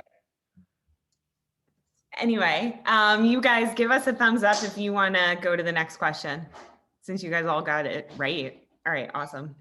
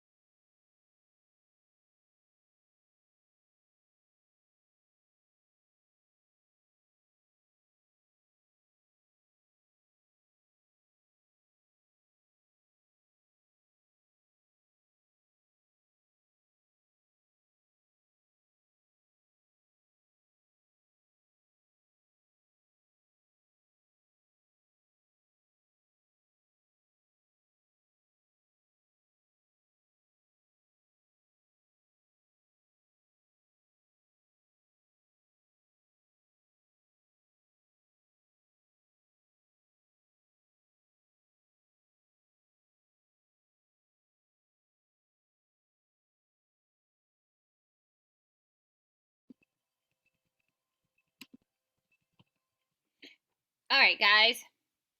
Answer to this one is D, response topography. I had some variability on this one. Does anybody want to explain their answer? Janaea, you got it right. Denise, you got it right. Not to call people out, just saying. I can go. Go ahead, Janaea. Okay, so I put response topography. I chose that because of what it looks like. So in every scenario, the hand is raised. Response class would have been, the behavior would look different but have the same function. So that's why I went with response topography. And it's not response discrimination because they're not discriminating between things. And a stimulus class that was not a stimulus. So that's why I went with response topography. Yay, awesome, Janaea. That was beautiful. That was so good. Yeah. So every time they're saying, I know the answer, and the individual is raising their hand. I have a question, the hand is raised. They're hauling a taxi, the hand is raised. Whatever it is, the response. So the form, the topography all looks the same, even though it's going across different examples. So I know the answer, I have a question, in hauling a taxi. Way to go, Janaea. That was beautiful. Could I ask a quick question? Sorry. Go ahead. If there was an option for stimulus generalization there, would that be also an answer? Because in my mind, I was thinking like the questions are all different, but the response is the same. I mean, it would be the same response across multiple stimuli. So yeah, the response of raising their hand, like if the question had said, in this example, raising the hand being raised, is, what could that be considered? I mean, it could be considered stimulus generalization in that sense because it's the same response across multiple settings, situations, stimuli. So yeah, I mean, that wouldn't be incorrect, just as that. It also, though, depends on how the scenario is. I was going to say it depends on the scenario, though. That the individual never evoked verbals when they raise their hand, right, to get access to attention. Like they usually just raise their hand to get attention, right? And then all of a sudden the response changed to, I know the answer, I have a question. Then we know the response is different. So the only reason I bring that up is because I look at it from 10 different angles. Hence why I started ABA Retake, because even sitting here, guys, I literally texted Janae and I made this question and I said, the answer is C, and it's not. And I made this question. So I look at things from so many different angles, and I know a lot of people put C here. And even me, and I wrote this question and I just got it wrong because I didn't read it fully, right? So the discriminating factor here is hand is raised. It's the same response topography. Yes, is I know the answer, access to attention.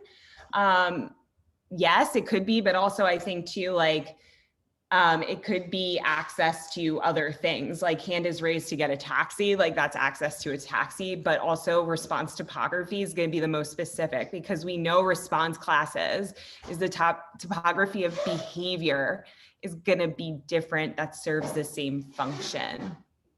So I think a lot of people got confused because they're like, well, the function is attention for each one. And they're saying, I know the answer, I have a question. So wouldn't that be response class? But again, the best answer, because it specifically states the hand is raised for each response. That's why it's response topography. Yes, so sorry if I said that wrong, I apologize. For a response class, it's going to be different behavior. So the topography looks different, but the same function. So that might be clapping hands, hand raising, yelling to get attention, sending an email to get attention. That would be a response class for the form of attention because it's different topographies. So yeah, for those of you that put response classes, I'm literally sitting here and I thought it was because I didn't read it. I just skimmed through it. So I make errors too sometimes. Okay.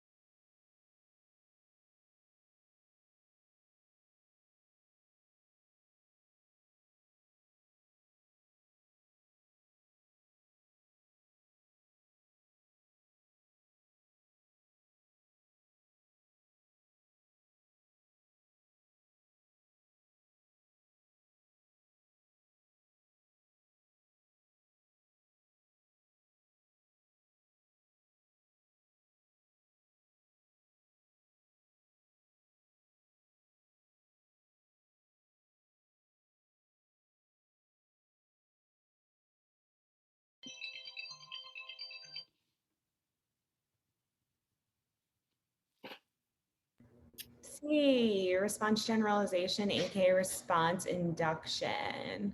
Let's see. I want to call in Ronnie if she's able to participate. If not, I can call in someone else. Okay. I picked C because the BCBA wants him to be able to say different things whenever he's asked what it is that he wants. And that we already know that he likes a variety of foods, but we want him to be able to say those foods when he's asked what is it that he wants for lunch, because we know he has a large repertoire of different foods. So whenever he hears that statement, he learns that he doesn't always have to say a sandwich. He can say sandwich, chips, cookies. So that's why I picked C, because it's all the same response tied to that SD. Yay, Ronnie, and thank you. Thanks, girl. I knew I could always count on you. Beautiful explanation. Yeah, so response induction, guys, is going to be a new response that is functionally equivalent to the trained response sandwich. How many people put stimulus generalization? Not that many. So guys, stimulus generalization is going to be the same response across settings. So saying sandwich at school, at home, to Janae, to Francesca, to Melody, that is going to be multiple. That's going to be multiple stimuli, one response. Okay. Hopefully we have more questions like this. I love response and stimulus generalization questions. Jenny, do you want me to share my screen? Yes, please. Sorry, guys, we're switching for a second because I'm afraid something's going to happen if Janae doesn't start sharing. So perfect. Thanks, Janae.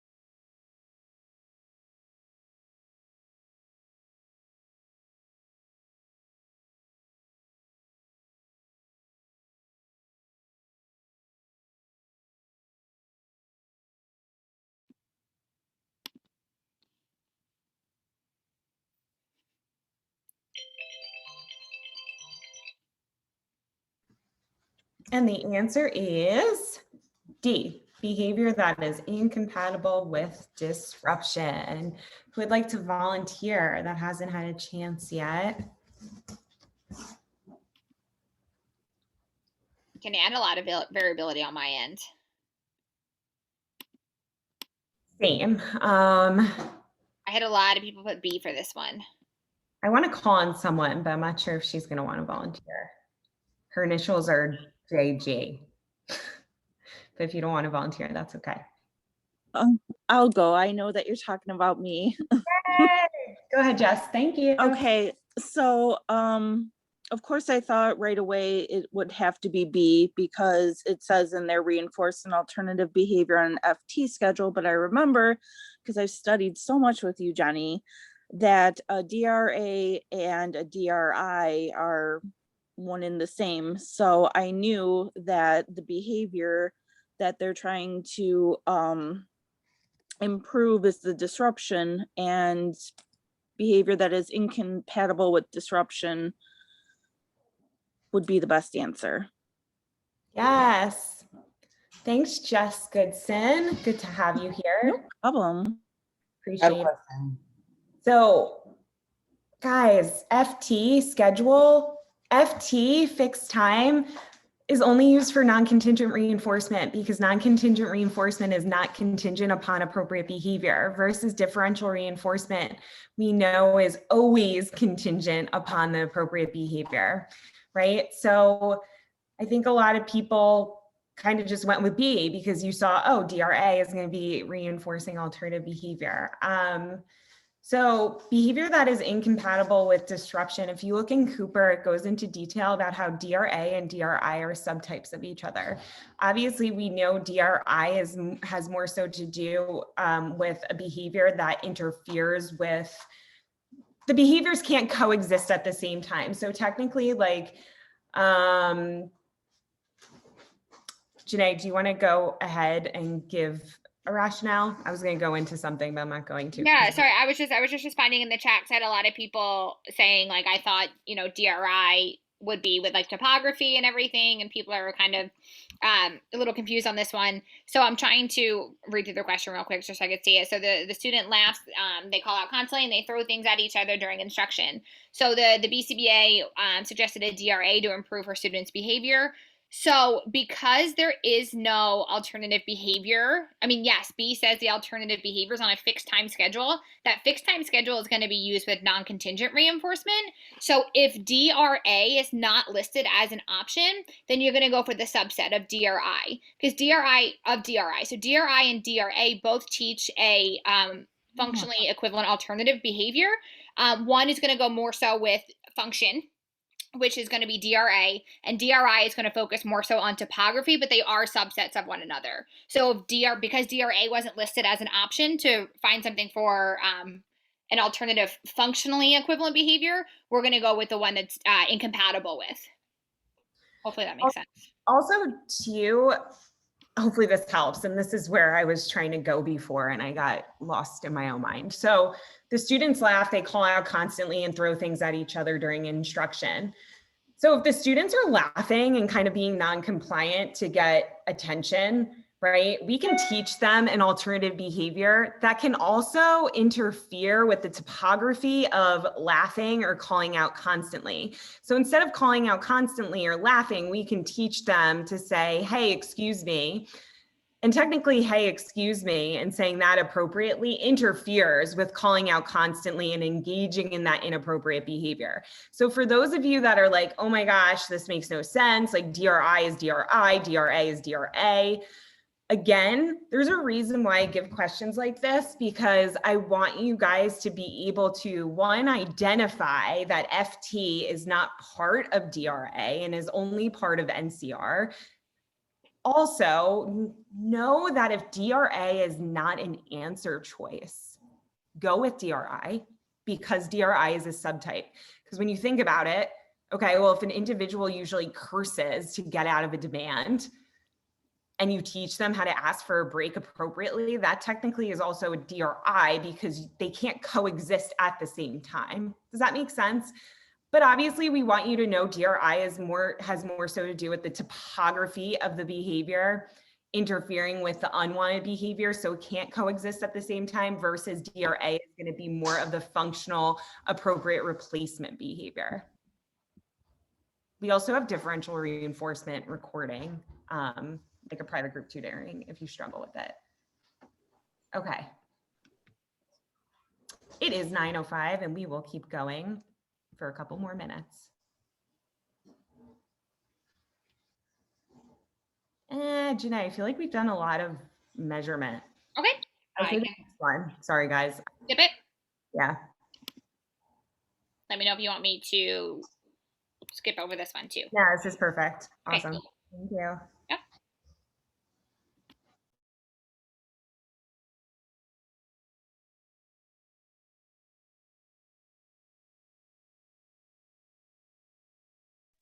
Jenny, I think the question's missing a word. It says, what change to the would most likely be made?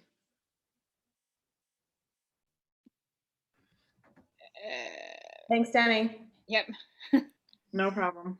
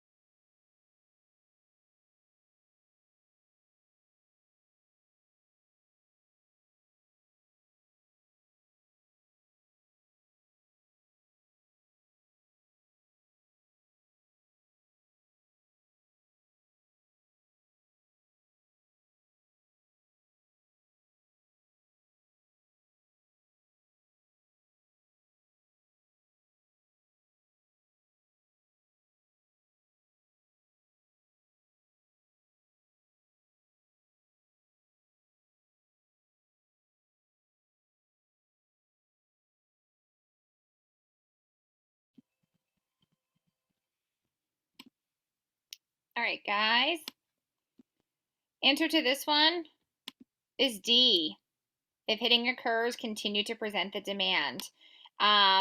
Would anybody like to volunteer? I had some great rationales. Christina Torres, you had a great one. I had 100% on my end. Yeah, I could do mine. Go ahead, Christina.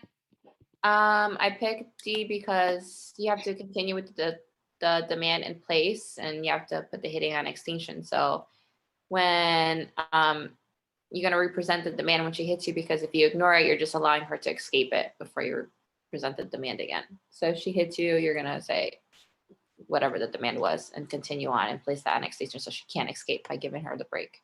Perfect. Yeah, Christina, that was right to the point. So this is an escape extinction.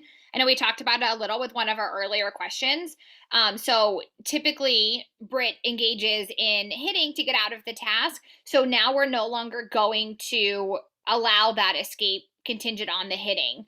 So we're going to continue to present that demand so that she doesn't allow access to escape.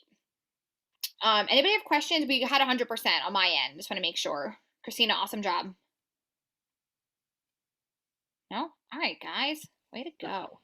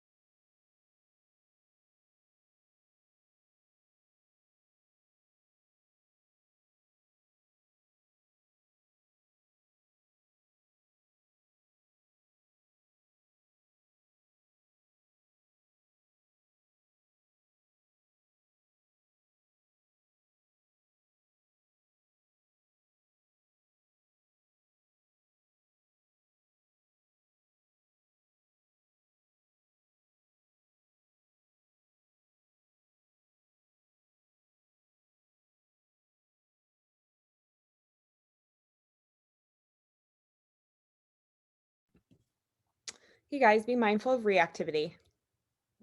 Just saying.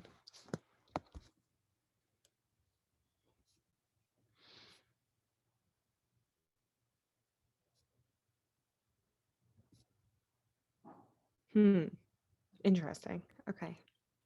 Yep.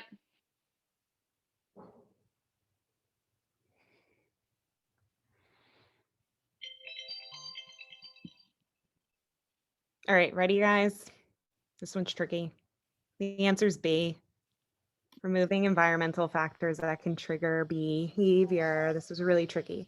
Who would like to volunteer and tell us why they picked B? Majority of people on my end, Janae, put C. I had a lot of C. I did have some B. Narissa, you had a great a rationale to go along with that. Great rationale. I'm looking to see if anybody. I can explain it if you guys want. Yeah. I know I'm like shy, so I like I would definitely, go ahead. Talk that out. The reason why I chose B was because I was thinking of what is the first things that we're supposed to look at, and we're supposed to look at like the simplest thing, and an environmental change is what we should try first because it could be the simplest thing that is going to help us to help our client, our learner. So in this case, that's why I chose B, because removing the environmental factors, that can be a trigger. I was thinking if I'm trying to not eat a lot, I'm going to try to not buy a lot of junk food in the house. Awesome. Yeah. I had a lot of people put C on this end, and Narissa, thank you for explaining that. It's always good for our shy people to step out of their comfort zone a little bit. A lot of people are asking, Jenny, I don't know if you have it on your end. Go ahead. I was just gonna say, for picking C, because I picked B, but then competency-based training isn't an intervention we can train staff on though, right? For C? It's a training method to teach interventions, but right. Okay. A specific intervention. Good, Denise. I'm glad you brought that up. Yeah, I had a lot of people asking that in the chat. So that's exactly what I was going to say, Denise. So thank you for taking the words right out of my mouth in that sense. Also, I had a lot of people asking, they didn't know what Prader-Willi syndrome was, which is something, I mean, that is a good consideration to know what that is, but also look for those things like Narissa had said in regards to what to do first. Like we want to start off with like the simplest thing and kind of remove any of those environmental factors that can trigger any of those behaviors.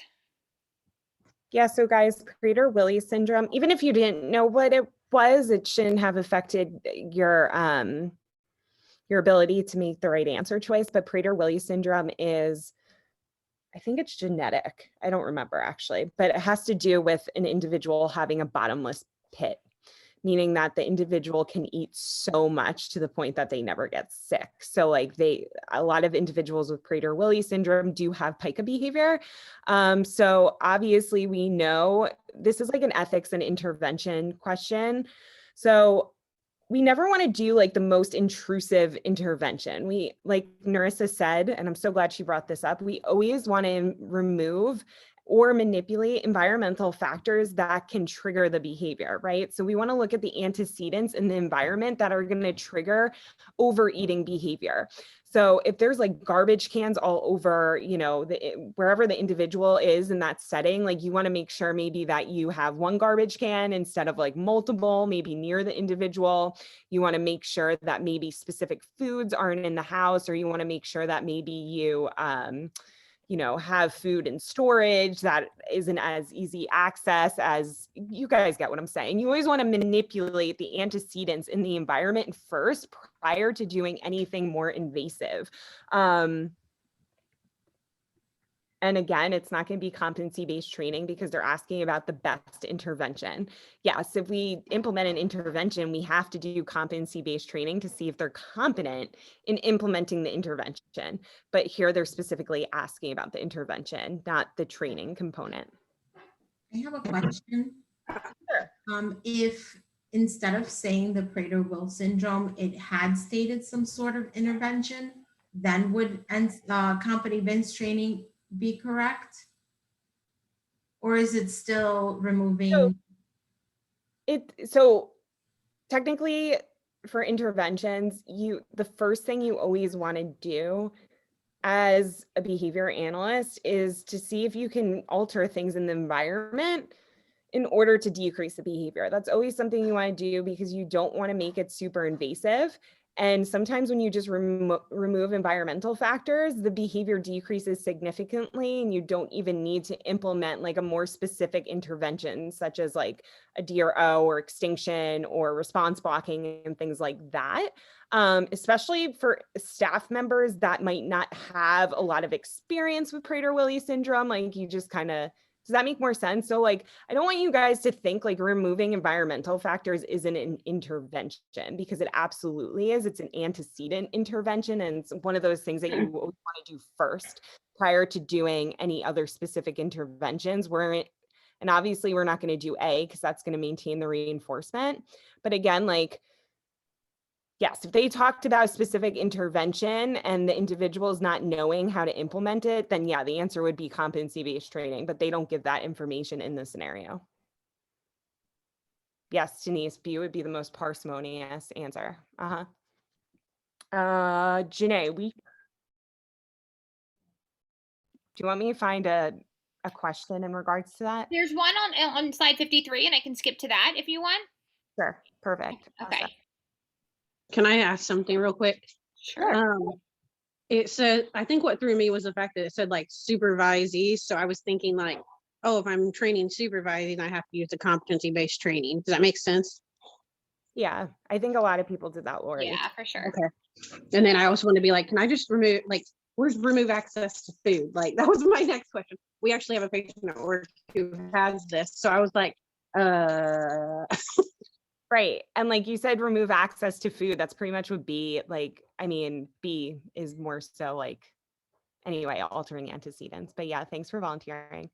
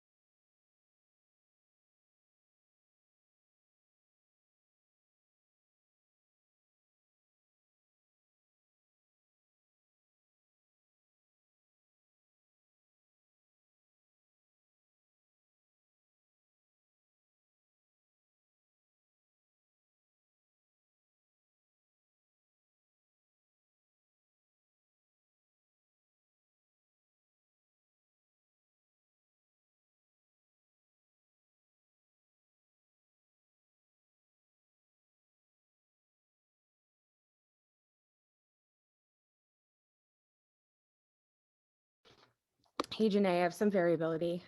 Oh, Jenny, I have some variability also. Woo! Time. All right. Guys, the answer is not D. It is C. Exploitive. I can never say this. Exploitive relationships. Yeah. Exploitive. Exploitation, right? Yeah. Exploit persons, aka exploitive relationships. Sorry. Okay. Who would like to volunteer? Lori's laughing at me. Who would like to volunteer and tell us why the answer is C? I think I can if anybody hasn't gone yet. Go ahead, Clem. Go for it, Okay. girl. I did almost pick D. But the reason why I picked exploitive is because it's between like the owner, the BCBA, and the person who's trying to get the services and the payment of the form, because my brain was like, she could say that she's not creating the questions and she's not doing it the way that she wants to. And in return, that BCBA could say, like, I'm not giving you free classes, so now you're going to have to pay. So, or vice versa.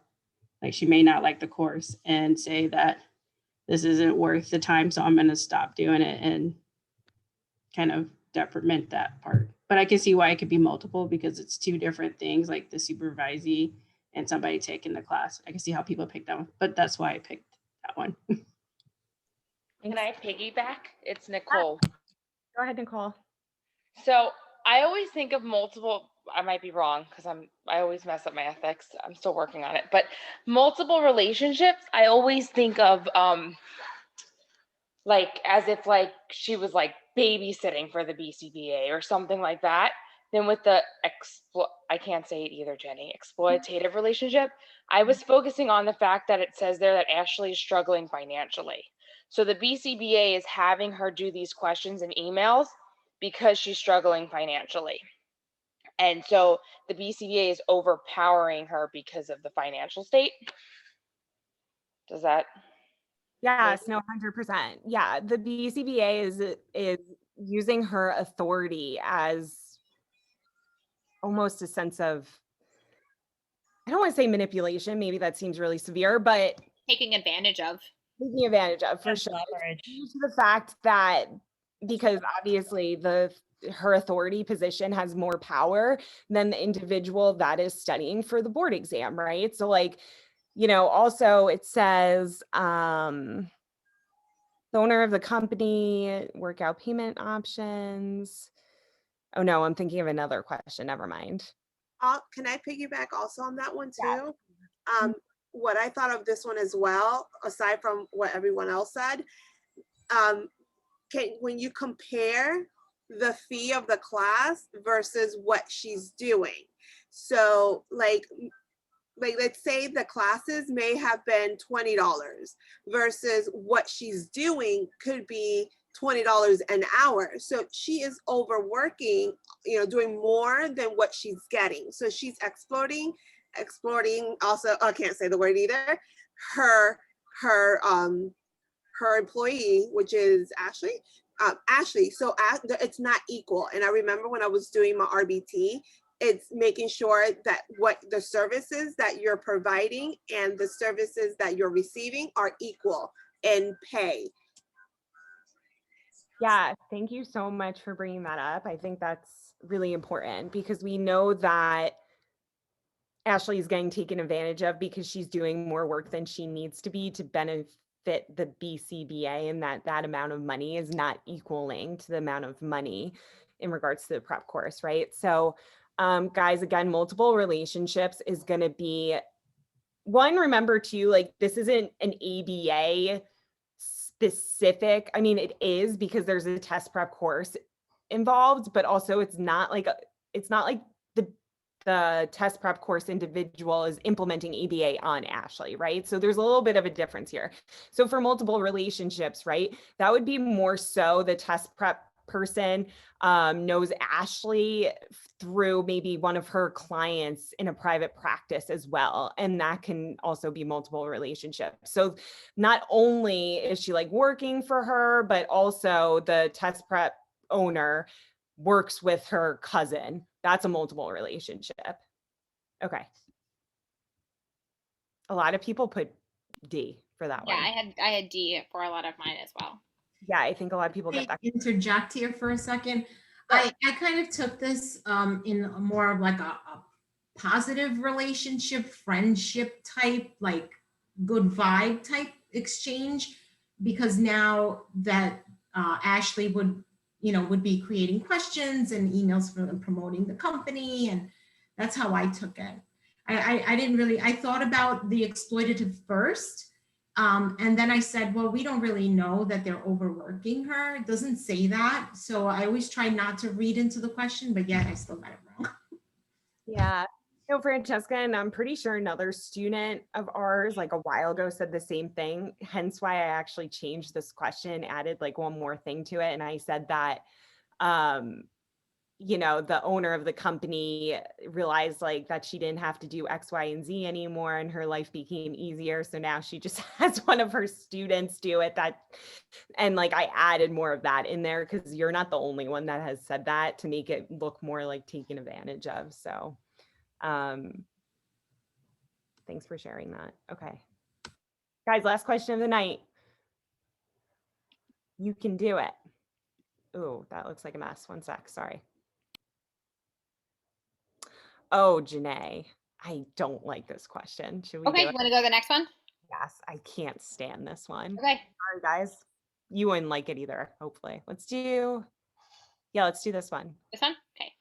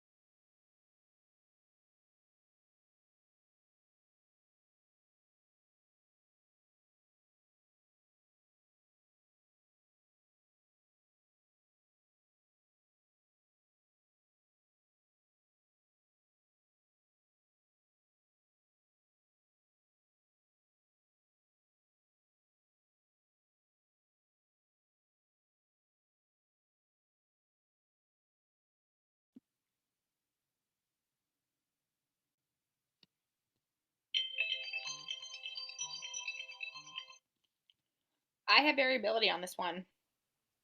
Same. All right, go ahead, Janae. Do you have anyone? I do not have anyone. I have people with the correct answer, but the answer to this one, guys, is D. Kirk needs to use layman's terms for describing ABA terminology to the parents. Renee, you got it right. I don't know if you want to volunteer. Sure. Well, when I was looking at this, when it was talking about what's wrong with the scenario, at first I was kind of leaning towards medical variables because I didn't see that like right away. But then when I reread and I said, okay, well, he did a preliminary assessment ruling out the need for outside provider services. So I felt like that covered, the medical. And then I felt like A and B didn't really kind of fit the information. So then I went to D because he said, self-maintained by automatic reinforcement. Well, a parent is not going to know what automatic reinforcement is. So I just felt like using layman's terms was what they did incorrect. They did not use them. Awesome job, Renee. That was great. Way to go through each one too and break it down. So like you said, I had a lot of people put C about ruling out medical variables. But when it says in here that Kirk did a preliminary assessment, which ruled out the need for outside provider services, that would be the medical variable. So he ruled out the medical. It's just the way that they phrased it, in that sense. Way to go, Renee. But I had a lot of people put C for this one, Jenny. So. It's interesting because on my end, I had some people put B. Guys, anecdotal observation is also not a functional analysis. So be mindful of that. Analog assessment is a functional analysis. Anecdotal observation is ABC recording. Okay. We gave a lot more questions tonight in regards to intervention, measurement, and assessment. For those of you that noticed or didn't notice, I just wanted to throw that out there. Obviously, we didn't get to all of our questions, but we also have specific private group tutorings on certain areas of the task list, and we also have our drop-in classes right now for our 8-week course. So like you can drop in at any time. You don't have to commit to the full week course, and the schedule is on the website if you guys are interested. A lot of you did very well. For those of you that got ones wrong, that is totally okay. Hopefully you made note of the things that you got wrong and kind of went through why you got them wrong. And hopefully you learned some information during this class. Really, that's our ultimate goal, is to help you guys like notice your test taking behavior along with simultaneously learning new information that maybe you once didn't know. Also, I have so many analyzing questions recordings from previous classes. So like if you guys are, if you're testing soon and you want more practice with analyzing questions, like we do have recordings for sale. So I just wanted to let you guys know, but we will stay on for questions for like 5 more minutes and then we're going to hop off. We did 21 questions. Yeah, girl. I kept track. Yeah, no, you guys did really well though. And for those of you that are new, hopefully you enjoyed it. I know we gave some tricky ones, but we want to give you hard ones because we know the exam is super hard. So having taken it so many times, us and our team. I was going to say just collectively, you and I, Jenny, we took it 14 times. Mm-hmm. Yep. So. I know you said there was an extra video for the differential, I cannot say that word, reinforcement. Yeah, so I have to double check, but so I can send the link in the chat if you guys are interested. So a lot of people don't know that I sell individual recordings. So like I sell individual recordings from private group tutoring sessions. So like this session like tonight, like that's going to be available via the website, but I also have like assessment. We have a verbal behavior one. We have compound schedules. We have combinations too. So like, okay, one class we did verbal behavior, compound schedules, and differential reinforcement, which I realized never to do again. Because that's in my weak area that I'm noticing that I'm missing in all of my mocks, even if I do well on the mock exams. But that's the one I need support in. Mary Ann, what do the recordings look like? So it depends. Like analyzing questions is just like what we did tonight, right? So it's just like it's breaking down questions for 2+ hours. And then our other classes, our private group tutoring classes, are very similar to how our course runs. So like we do fluency drills in the beginning, AKAs, and then we do a review of the area of the task list that we're focusing on. And then you guys answer questions for an hour. We focus a lot of application because we know that as retest takers, we need that practice. Could I ask, sorry. No, go ahead, Casey. It's more of a, I guess, more advice, and you might have gone over at the start of the course, but I missed the start of it. I'm just wondering if you guys have any advice. I really struggle with disseminating the question. Like as soon as I read it, I get anxiety and I start looking at the answers and this and that, and I go back and forth. And a lot of people have said, just look at the answers first and then look at the question or break down the question. And it just takes me so long to focus on the question and then I'm good. But by the time I've calmed down, it's like a minute and, so I I really struggle with just, I don't know if you have any advice on that or. Yeah, so for sure. And Casey, I don't think you were here in the beginning, but one thing that everyone's different, right? So like one thing that worked for me is, I don't know, Janae, do you mind pulling up like a scenario question that's super, super friggin' long?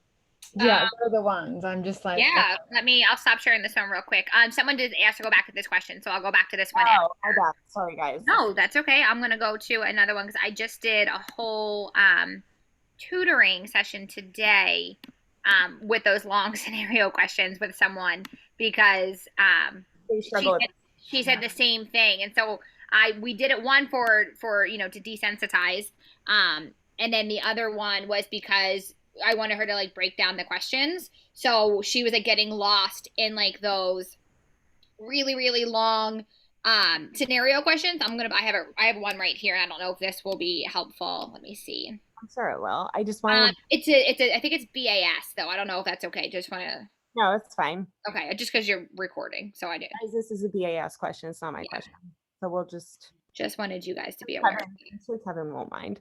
Okay, so yeah, a question like this would give me like anxiety attacks. And I will say, Casey, that this is when I gave this to the individual, I said, I'm giving you this question for a reason because it encompasses so much. Like not only is it a long scenario, it's it kind of intertwines with everything. So I don't know if this is kind of like a question you're referring to. Mm-hmm.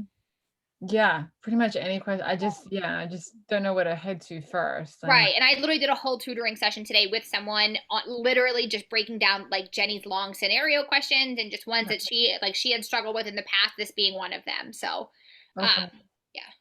What I would do, Casey, and I don't know, some other people might do this for me, what helps me the most, like I need to see what they're asking.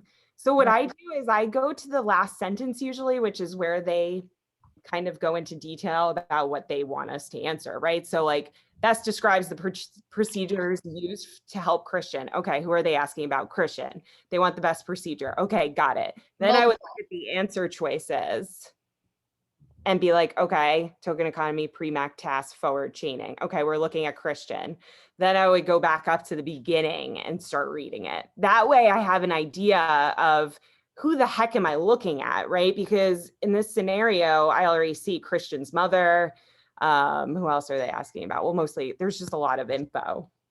Mm-hmm. And then Janae, if you want to add anything, feel free to. Yeah, no. So Casey, I mean, I love that you asked that question because it is I was one of those people who really struggle with those long questions. So like Jenny said, look to see which answer below best describes the procedures to help Christians. So with best being capitalized too, chances are that a lot of these are going to be, they're going to intertwine to be correct answers, right? So you might see in the sense of like, say, I'm just throwing this out there, like you see like task analysis put throughout multiple answers, right? Multiple choices. So those are things that you want to look for.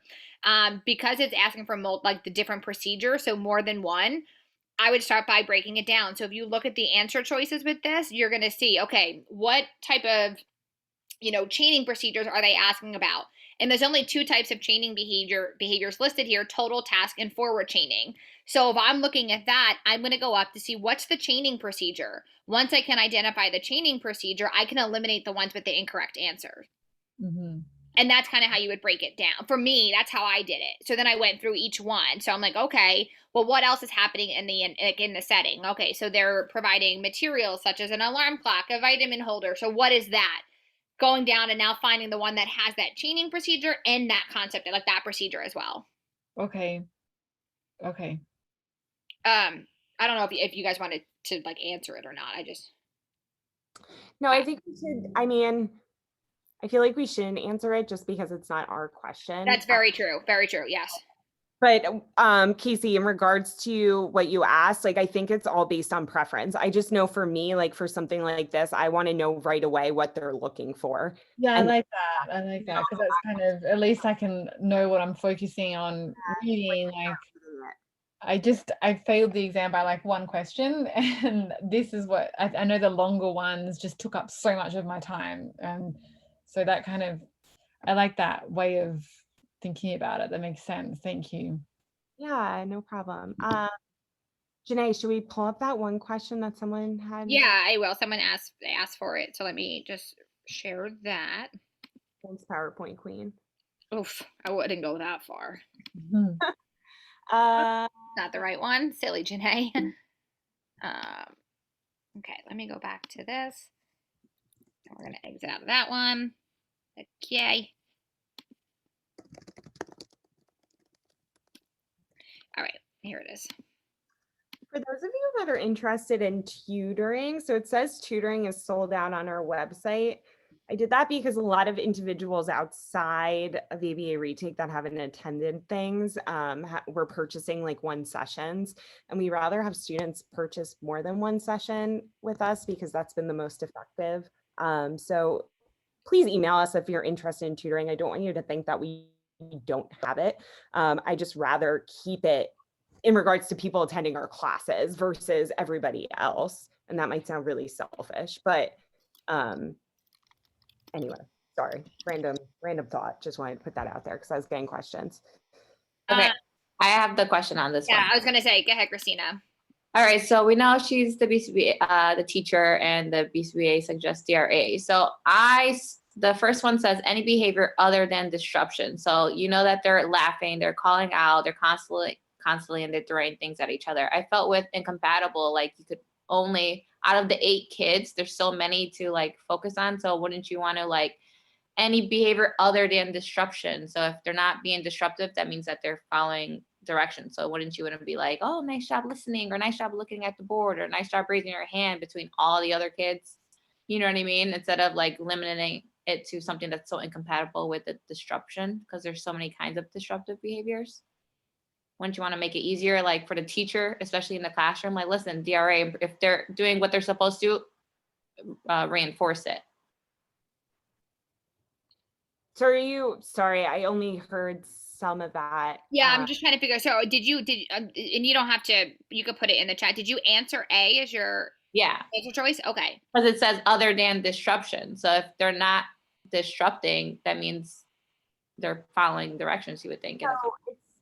So it's because Ashley spoke to the BCBA and suggested DRA to improve students' behavior.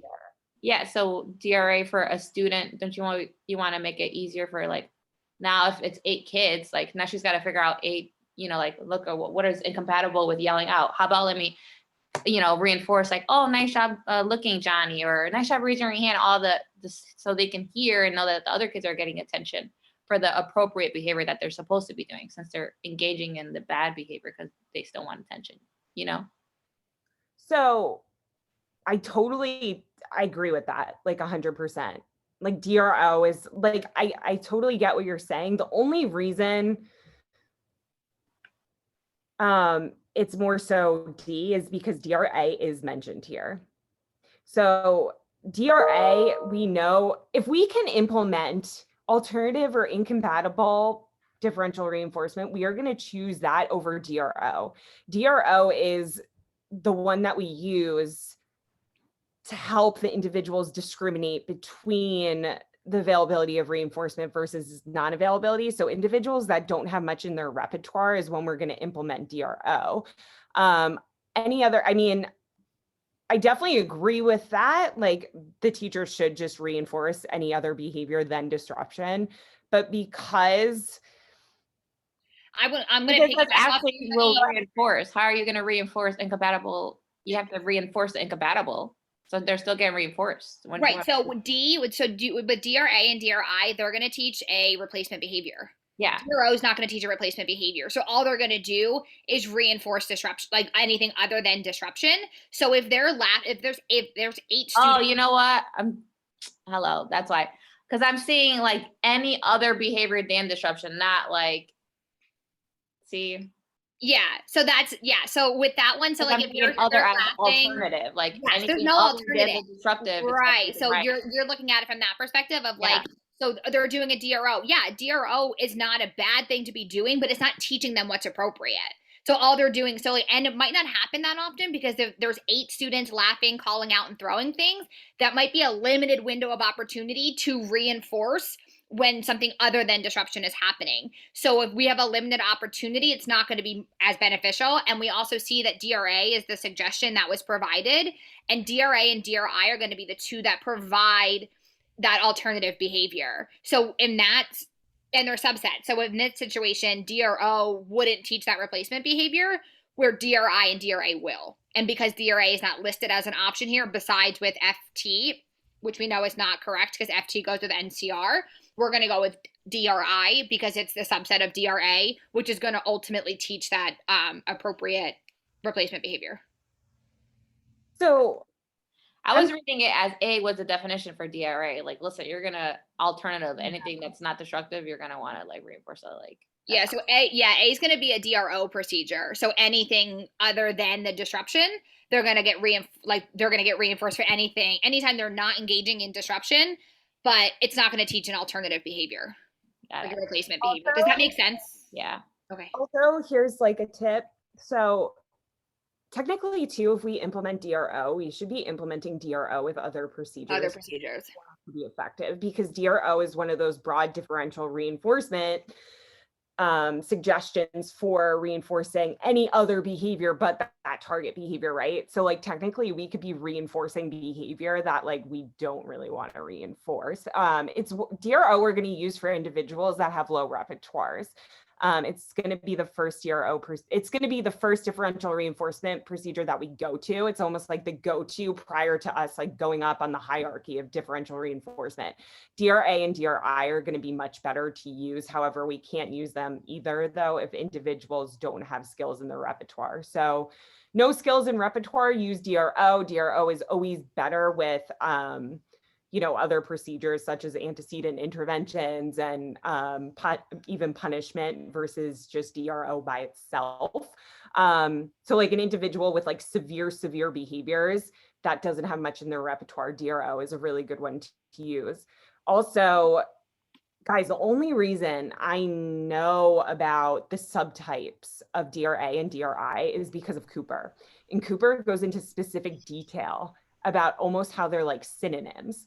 Obviously, we know they discriminate a little bit because one has to do with the topography of behavior not coexisting with the appropriate topography behavior, right? However, at the end of the day, they're both teaching, like Janae said, an alternative behavior. Just one's incompatible with the inappropriate behavior. They can't coexist at the same time versus alternative is we're coming up with an alternative behavior serving the same function. I'm going to stop recording for a second. There's a reason why I'm doing that. Hold on. You are annotating as I'm trying to stop recording.